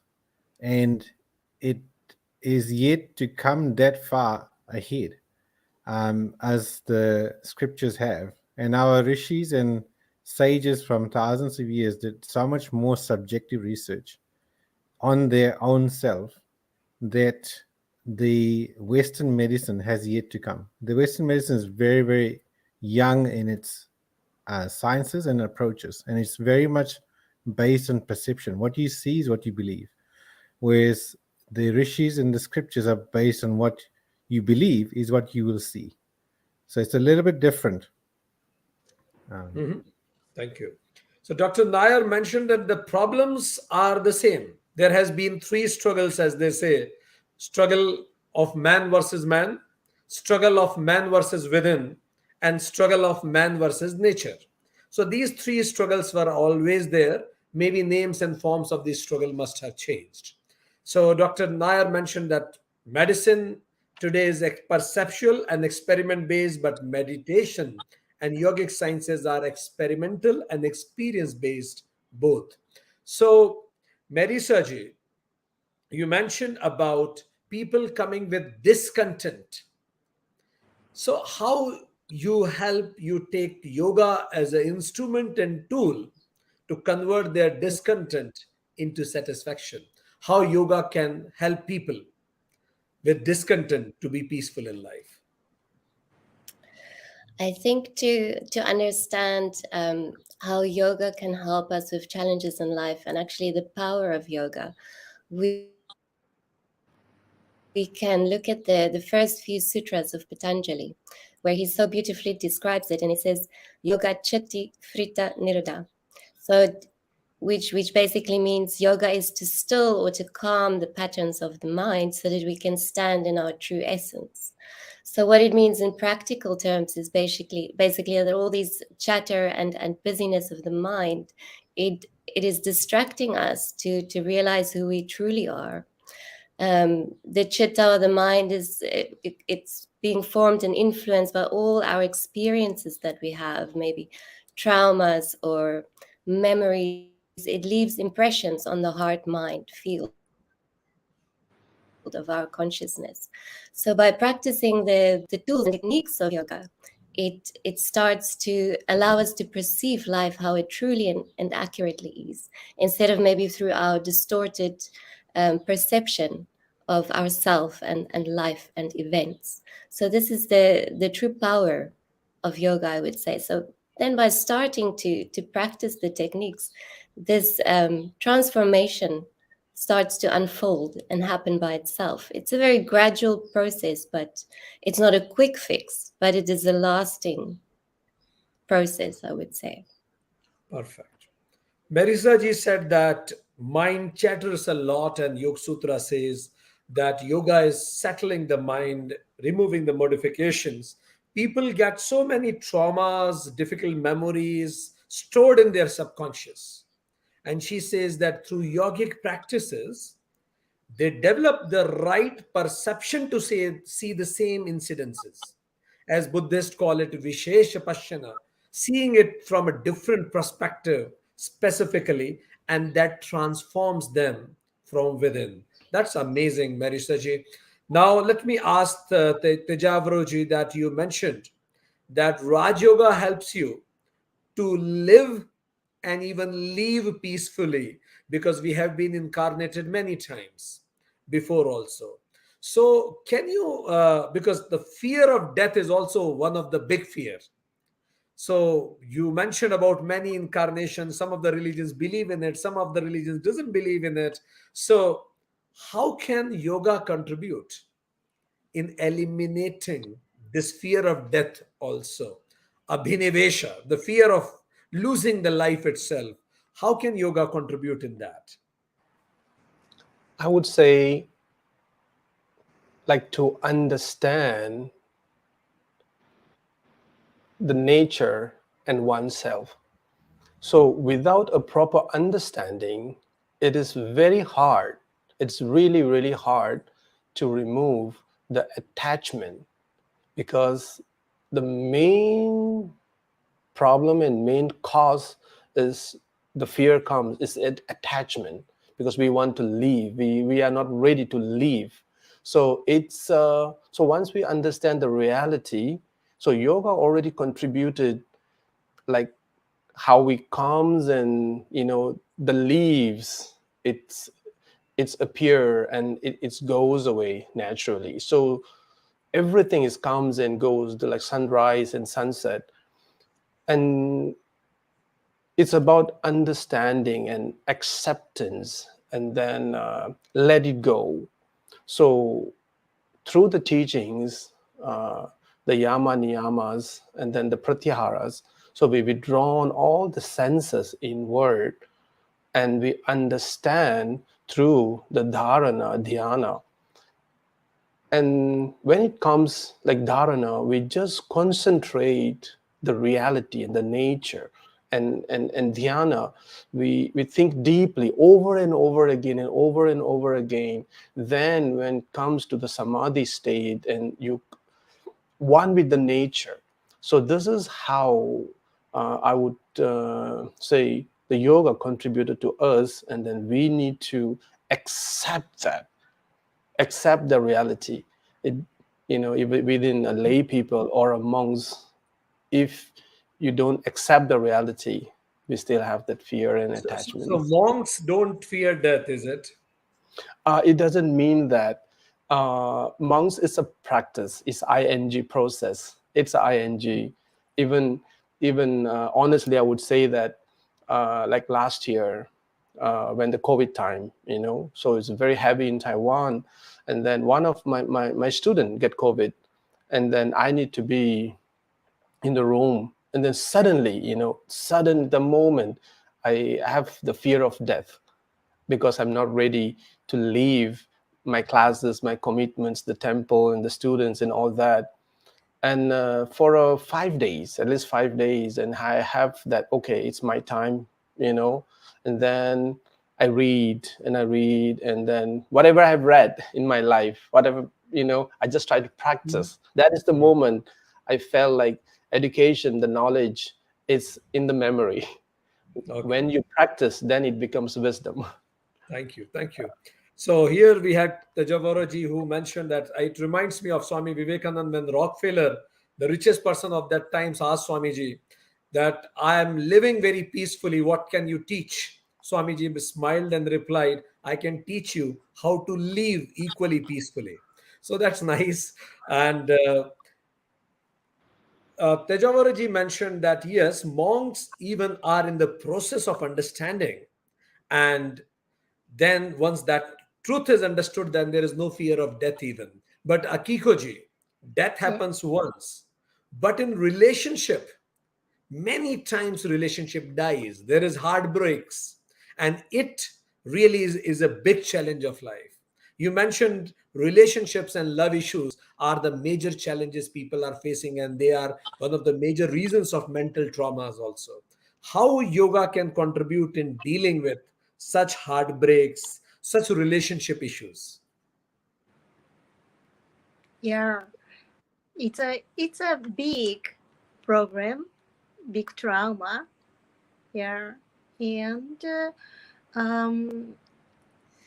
it is like um, the monk said, uh, it's an attachment. Yeah, it's really an attachment issue also. But yoga can help clean up and clear out your subconsciousness, your consciousness. Is that truly you attached your ex wife, ex husband, or ex boyfriend or girlfriend, or you are attaching some part of yourself and practicing yoga in a very different forms. That is like cleaning out your bathroom or your, some little room. And each day of little practice makes a difference. Like if you clean your room every day, you can keep your room clean. And like that, even the issue or the big trauma, you can clear out, or you're really doing this ing process and experiencing the power of yoga. Thank you. Understanding this, that yoga helps you to remove the attachments and does inner cleansing. Dr. Shiva Nair, a life without attachment, is it worth living? Because if I am not attached to my kids, I am not attached to the family members, they will feel that what is the use of such a relation if you are not attached? And they complain that you are so selfish that you are not attached with anybody. When I am crying, how can you laugh? It's interesting. So it is not the attachment in a wrong way. So that's what you need to understand. It's our relationship. So first, you need the viveka. You need to know what is real, what is not real. Atman is real, and the happiness comes from inside. Being detached in a wrong way is boring. That's not what the rishis prescribed. They prescribed correct vairagya from your good viveka.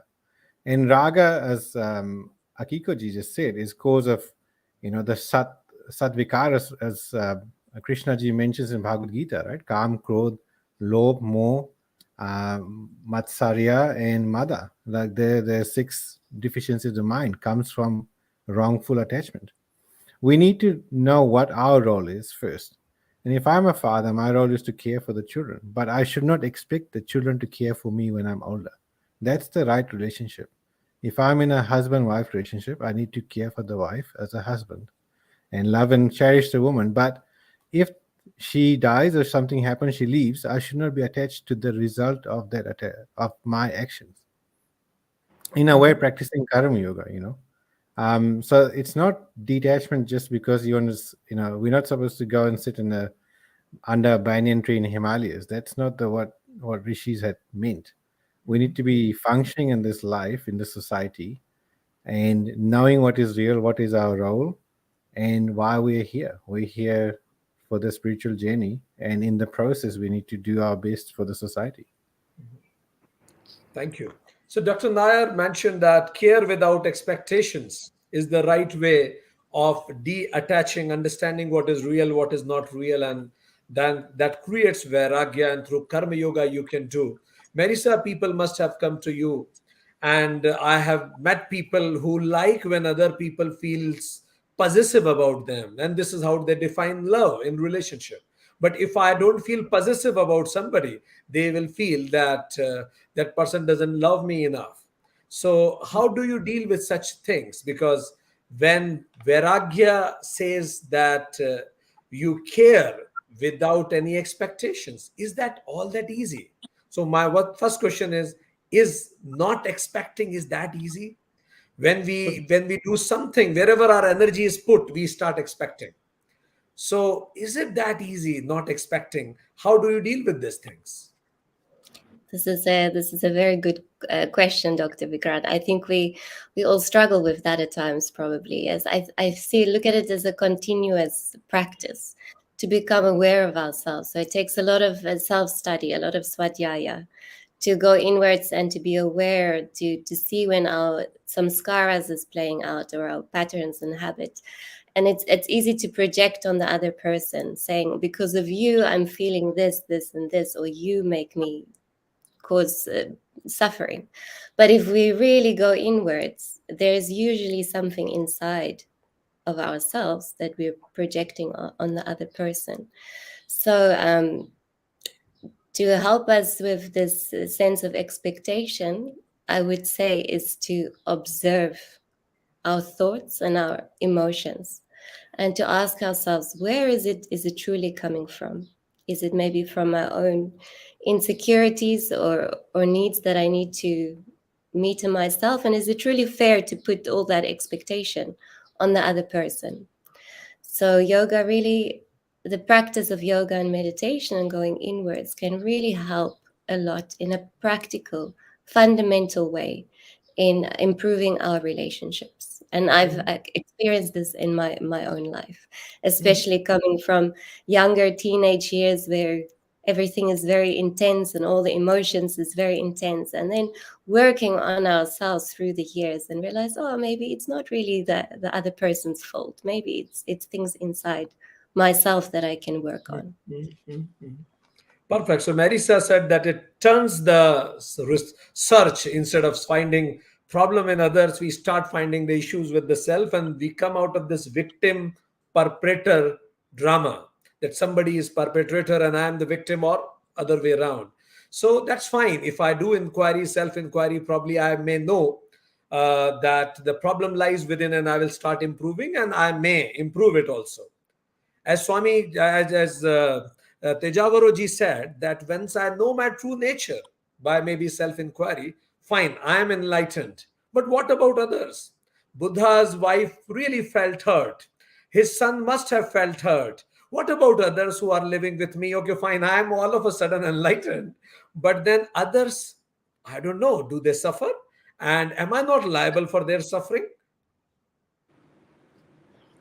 That's beautiful. So a layman life, a practitioner's life, it's completely different world. It's completely different world. So first of all, a layman, a simple layman, they want to live. They want to live. A practitioner, they practice, they want to live. It doesn't mean they want to have the death. They want to have the moksha, the mukti, the nirvana. They don't want to repeat again the cycle. So this is the big thing. The second thing is, like the Buddha, he understood from the layman, he is going to another process to the practitioner. So when you want to take the boat to another shore, so it's very hard for us to keep one leg in shore and one leg in the boat. So he has to make a decision. So he made the decision, he take the raft, take the boat. Of course, definitely the wife feels sad, and the children, once grow up, without father will be sad, and his father is sad, definitely. So, but we have to understand all the emotional effect. It doesn't mean happiness, sad, regret, everything's impermanent, because sad is just temporary. Every emotion, it has some ends. So once the Buddha achieved the enlightenment, of course he's in Anandamaya, he's in the higher state. He doesn't have pain, emotional things. But once he reached, so he guide people, he guide the family member reach the same state. So this is what the Buddha did. After he enlightened, he came back And he thought to his wife, and his wife is the first Buddhist nun in the world, in Buddhist literature. Okay. And then his son enlightened. And then his father passed away with peaceful heart. So Buddha did like a big contribution to the Sakya families. So this is, yeah. Like you said, the objective is different, whether you want to live or leave. And once you get enlightened, then through ripple effect, you create a beautiful environment around. That's amazing. So let me ask Akikoji. Akikoji, very practical tips for the audience who are watching us. What should they do, which is immediately executionable? To do items to improve relationship, yogic way. I repeat, to do items. What should I do to improve relationship, any relationship, tomorrow onwards? Practical tips first. Okay, immediately take a glass of water, 1 glass of water, drink. And when you find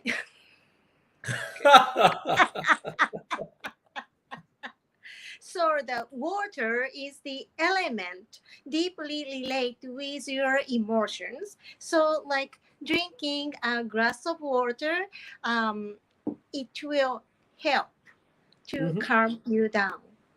Yeah. And if I add, like, inhale deeply, hold the breath till you can't hold it.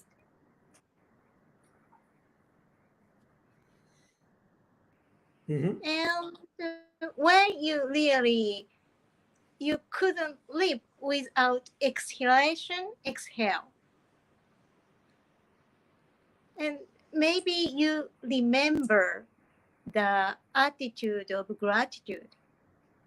Thank you. Thank you very much.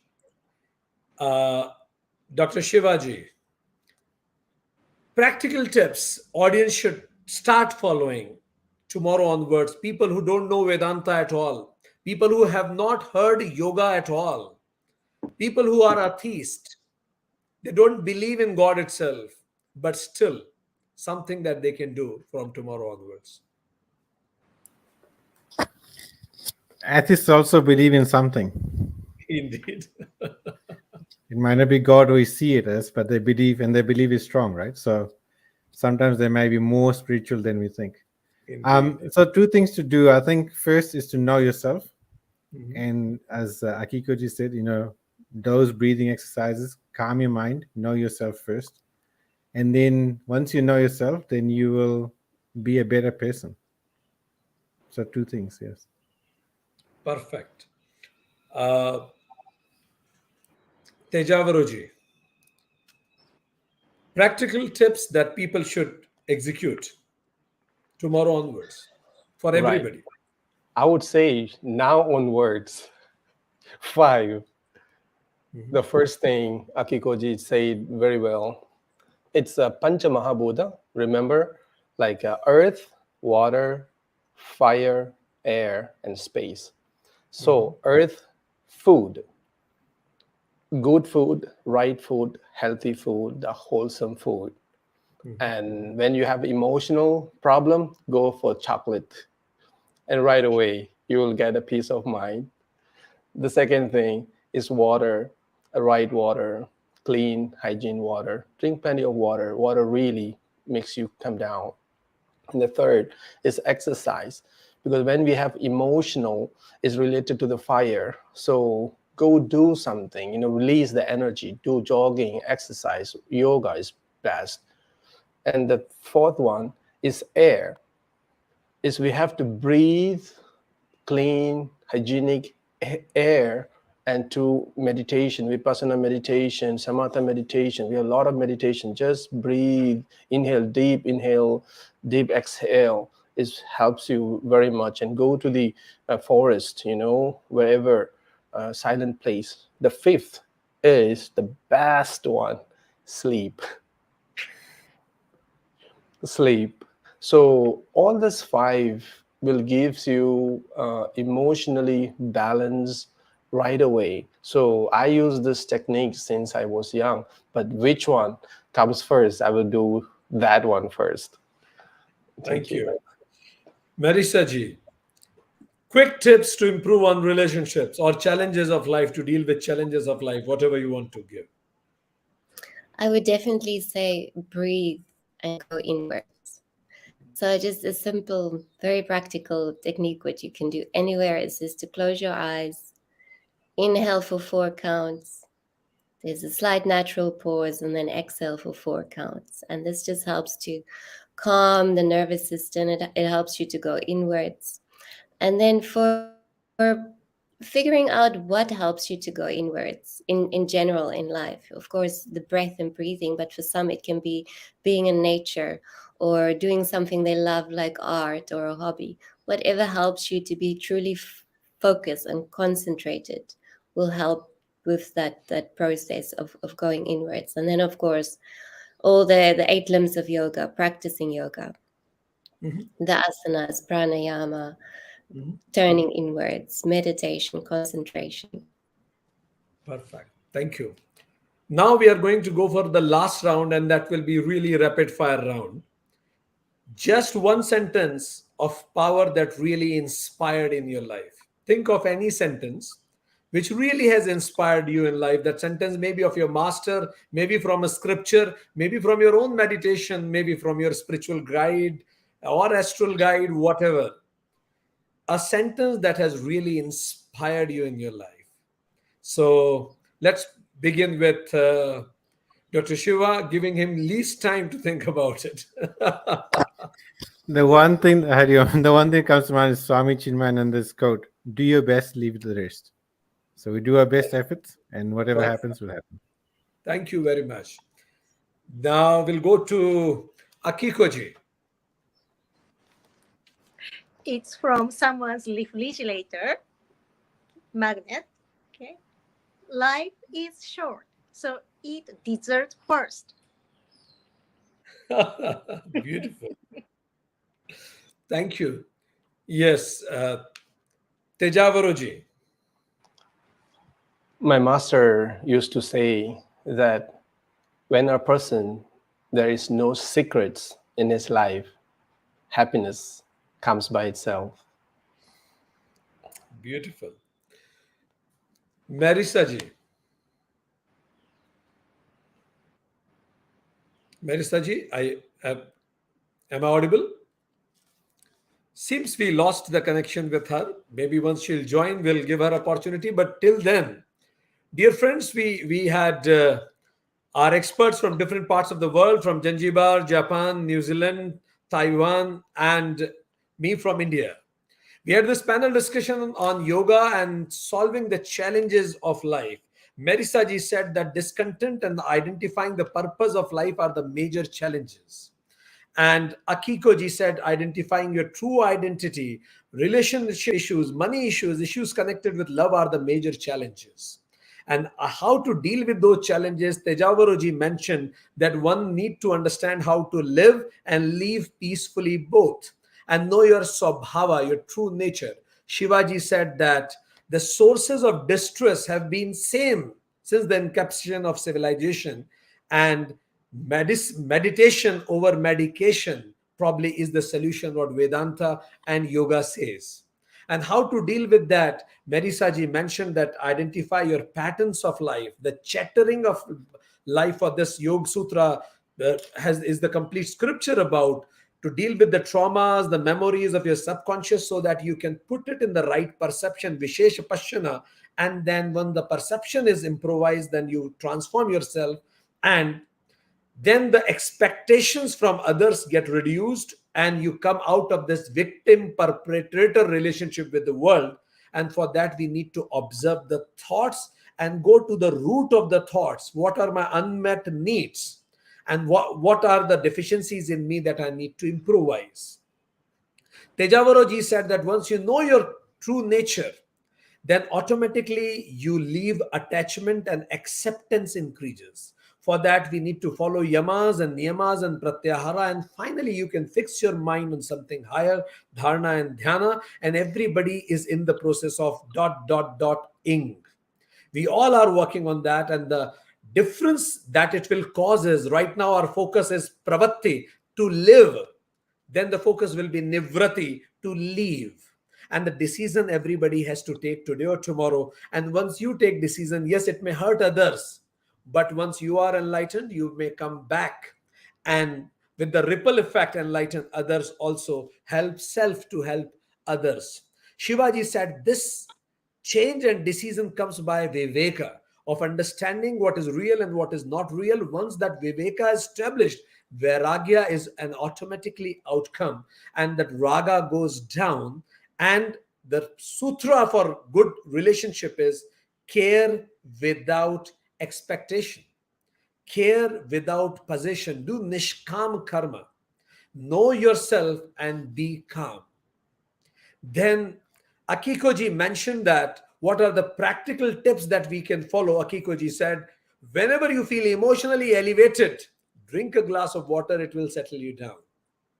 Before you speak anything to any person, and if you feel you are emotionally charged, take a deep breath and hold it as much as possible. Once you hold the breath, even the mind gets hold. And third, remember the things you are grateful for. And then Teja Viroji gave us suggestions, quick tips, 5 elements. Whenever you feel emotionally charged, eat something. Even Sigmund Freud says, when you eat and you chew, you feel settled down. And eat chocolates if you are feeling angry, he said. Then it is connected with earth element. For water, water calms you down. Exercise, it will take out your whole energy that is accumulated and making you emotionally charged. And then breathing, pranayama and breathing, air element, and sleep. Yuktahar viharasya. So sleep enough, wake up in time, and that will keep you emotionally balanced. Marisa ji mentioned that breathing is an important tool to control mind. Go inward, inhale 4, count 4, exhale, count 4. It may help you to activate parasympathetic nervous system and to keep you comfortable, and observe what works for you. And whatever works for you, repeat it again and again. That will create and follow 8 limbs of yoga.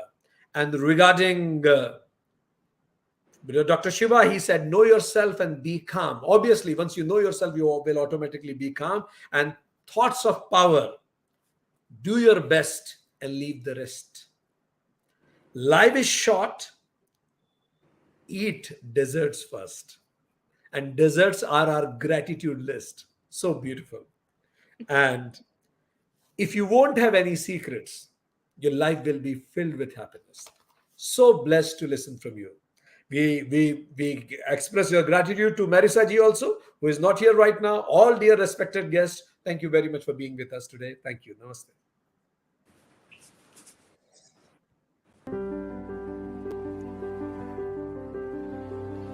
I feel delighted and welcoming our next guest, who believes in the simple philosophy that when you understand your body, you understand your mind.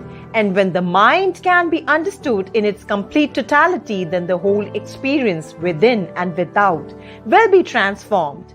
He is Mr. Deep Kumar.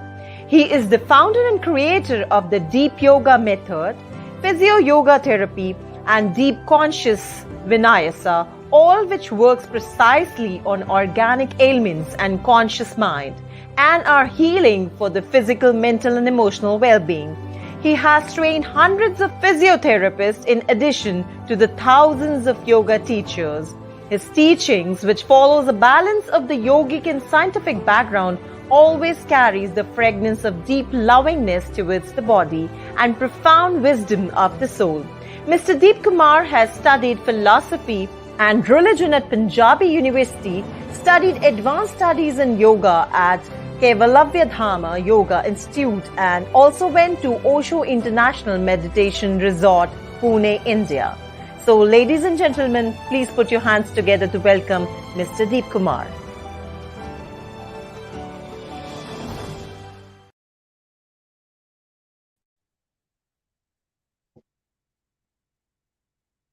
Namaste. And namaste to all the beloved friends who are gathered here for United Consciousness International Yoga Week. And in my session here, I'm going to take you deeper into a meditation process. And that meditation process you can do anytime, anywhere, whenever you have time. So this meditation process is to take you deeper into your own real being. And that is what is the meaning of meditation. So the meaning of the meditation to me is to just be.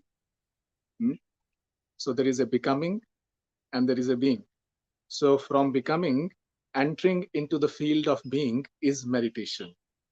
So we are going for this process right now. And for this process, just take a comfortable position, everyone. Sitting nicely with a straight spine.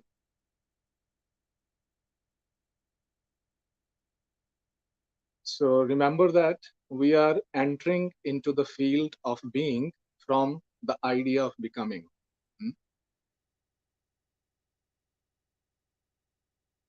So with the closed eyes, just notice your body sitting wherever you are, on a chair or on a ground. Just notice your body.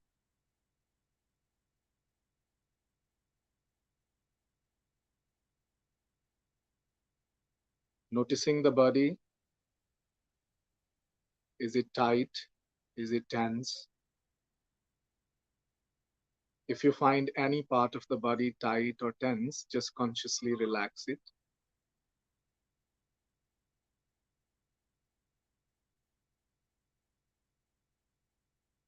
So now we begin the process from the body.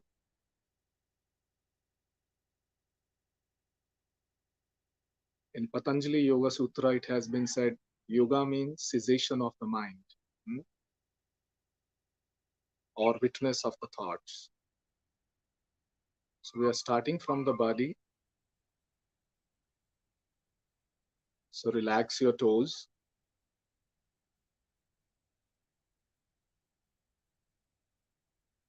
Relax your ankles. Relax your calf muscles. Relax your knees. Relax your thighs. Relax your pelvic.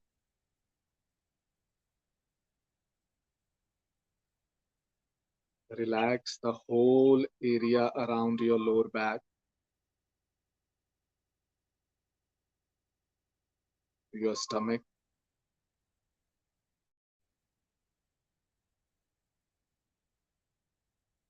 Relax your upper back and the chest region.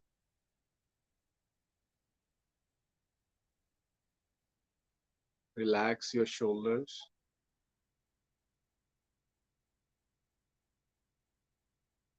Relax your upper arms.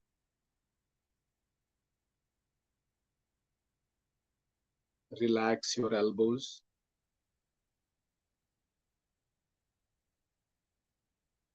Relax your forearms.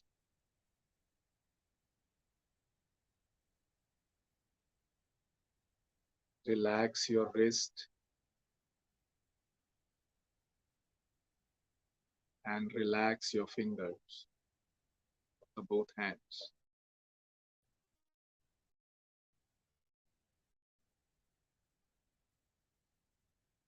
Now relax your throat and neck together.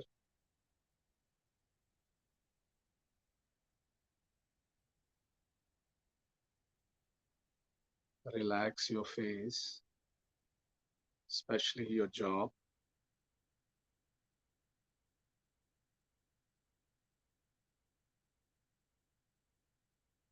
Soften your ears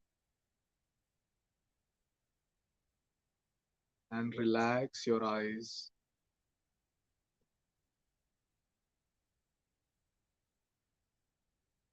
Now relax your forehead and the top of the head. So your body is relaxing, is relaxing, is relaxing, and relax. So you are noticing your body, you are witnessing your body, that your body is completely relaxed, and you are aware about it.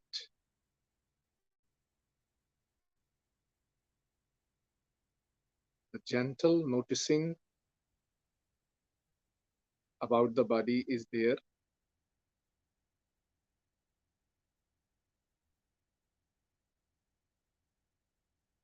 And the whole body is relaxed, and you are resting within your body.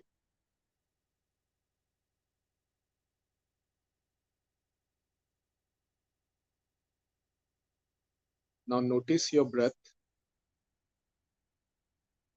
and relax your breath here.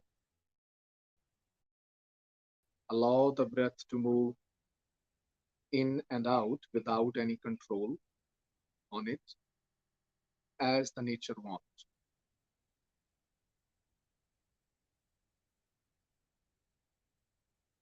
And you will find that inhalation is going deeper and deeper by itself. And exhalation is going longer and longer by itself.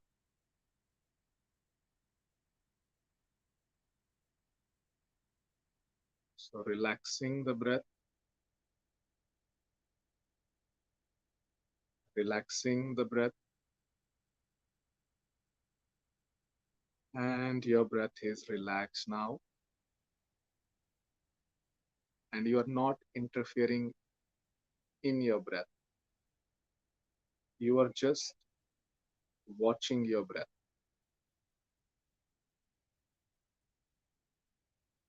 You're just witnessing your breath. Or in other way, there is a silent observation happening with ease about the breath.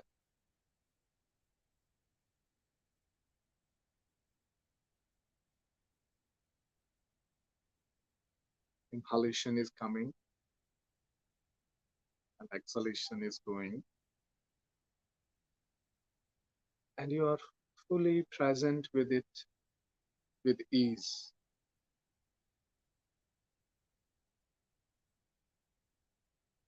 So you are witnessing your breath.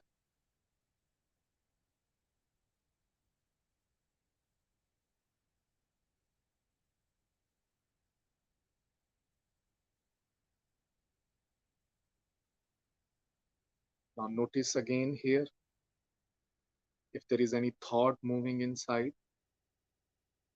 take notice of the thought, not trying to stop it, not saying good or bad,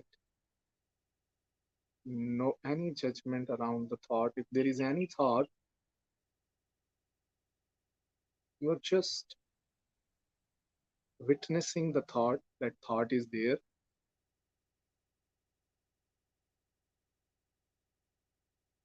Not taking any choice about it. So there is a choiceless awareness about the thought.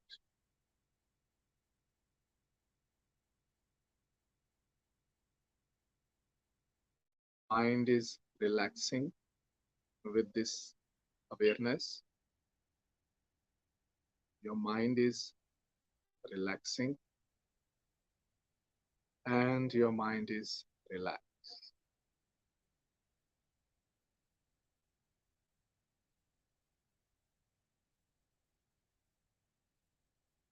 Now look more deeper within yourself with closed eyes. Is there is any emotion right now? Or there are any sensation in the body going on? Notice it. One step more deeper than the thought. what type of feelings are there in this moment. Again, not judging them, not saying good or bad about them, just being with them and noticing them.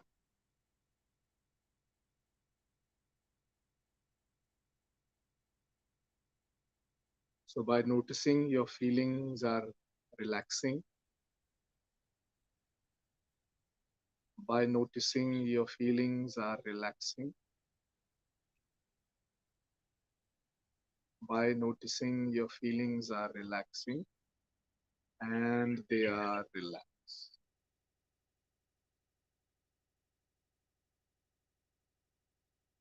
So you have witnessed your body,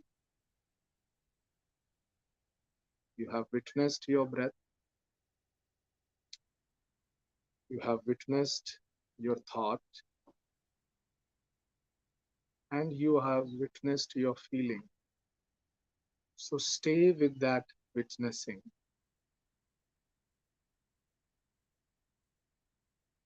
That awareness.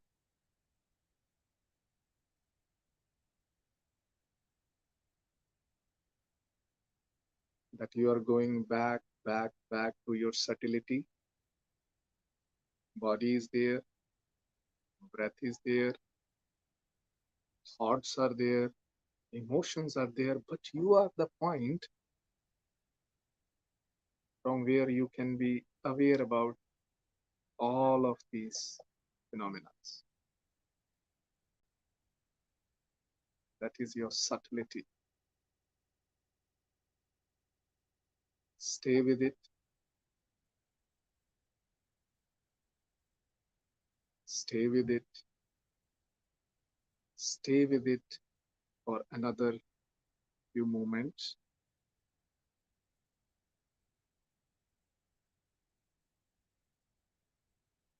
Any thought comes,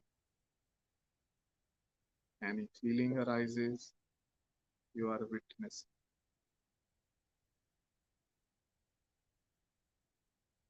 And staying in that space.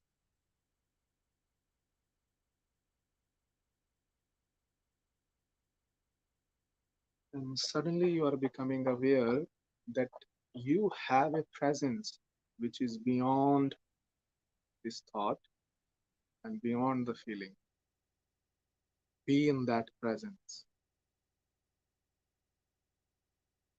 Experience that presence. Experience yourself without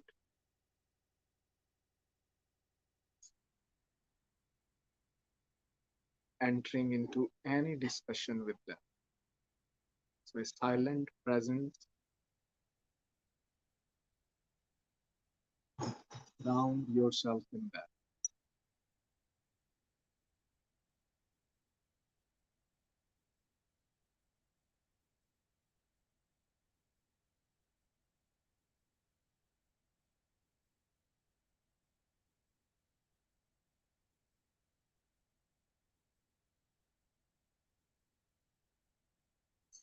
Experience this nectar of within. That point from where you can witness all of this is a point of nectar in yoga.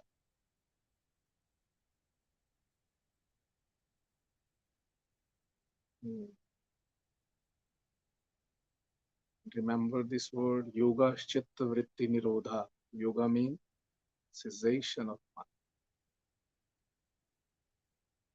Witnessing the thoughts, witnessing the emotion. So you can do this meditation anytime, for 5 minutes, for 10 minutes, even for 1 hour. And fill yourself with this nectar of awareness. And that is the freedom. Freedom from misery, suffering of life, this awareness. So thank you. Thank you to all of you to be part of this United Consciousness International Yoga Week and enjoying this nectar, which is offered by Dr. Vikrantji. Thank you very much, Deep Kumarji, for such a blissful meditation. You are being messenger of peace and meditation to the world. We get so inspired whenever we get guided meditation from you. And what can be a better way as closing of this event one of the last day of International Yoga Week. And we got blessings from you through your guided meditation. Gratitude. And yeah, Thank you. I appreciate your effort in this global peace that you're offering this event where everybody can get the tools, to rise their consciousness and become united with all. Thank you. Thank you for having me here. Thank you. On behalf of United Consciousness, I thank Mr. Deep Kumar for coming onto the platform of United Consciousness. Thank you so much.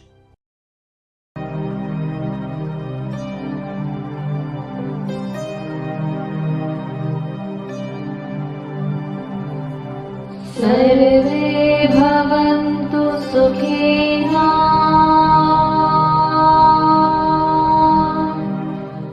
सर्वे सन्तु निरामयाः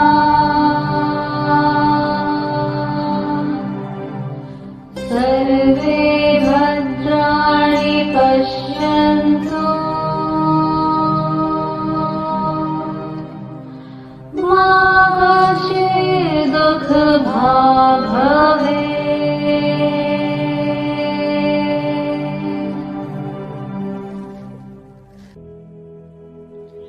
This shloka means, may everyone be happy, may everyone be free from all diseases, may everyone see goodness and auspiciousness in everything, may none be unhappy or distressed. Om Shantihi, Shantihi, Shantihi. I am highly privileged to have this opportunity to present my gratitude to all those who have witnessed and blessed this event directly or indirectly. I believe that this is not the end, but the beginning of our journeys. The journeys towards the noble cause of removing the 14 divides rooted in human race and promoting harmonious and peaceful coexistence. Firstly, I thank the God for blessing us all. I thank European Yoga Federation, thank the Spiritual Council in Africa. I am also very thankful for Yoga Vidya, Germany, Yoga Lam, Russia, Siddhashram, Turkey, Nidra Consciousness, France, Yoga Yogismo, South America, AAYT, Australia, World Movement for Yoga and Ayurveda, Italy, CUIDY, Italy, the World Community of Indian Culture and Tradition Disciplines, Italy. I extend my heartfelt thanks to our speakers, Van Geshe Doji Damdul, Dr. Ishwar Basavaradi, Swami Gunatithananda. I also thank our esteemed panelists, Ms. Marisa Van Buren, Ms. Akiko Suzuki, Dr. Teja Varo, Dr. Shiva Nair. I'm also thankful to our yoga and meditation experts, Saida and Mr. Deep Kumar. Also very thankful to our music and dance performers. I owe my heartfelt thanks to Team Projects of USA, Shri Rajesh Rabindranath, Ms. Madhurika Arvind, Ms. Rashmi Kashi, Dr. Prasad Akavu, Dr. Vijay Reddy, Ms. Gina Suresh, Mr. Karthik Palamalai, Mr. K.L. Alexander, Mr. Venkat Sriram Lalu, Ms. Deepthi Nair, Ms. Avneet Bad, Mr. Suresh, Mr. Devaraju, Ms. Deepa Arun. I thank Team Project Self Bharat, Dr. Vikrant Singh Tomar, Dr. Shweta Tomar, Aditi Meghna Mausan Prachi, Mr. J.S. Juneja, Dr. Paramji Juneja, Rishi Vishalji Arnav, Aditya Ashwin, Rati Dharmendraji Uday, Poojaji Bhartiji, Diptiji, Amrishji, Mrinalniji, Khushbuji, Jimmyji, Mr. Sanjay Rajput, Ms. Simran Reel. I am also very grateful for our new members in the team of United Consciousness, Ms. Ishwarya, Ms. Priyanka and Mr. Prakash Tyagi. I'm very much thankful to our wonderful audience and all the visible and invisible sources blessing us.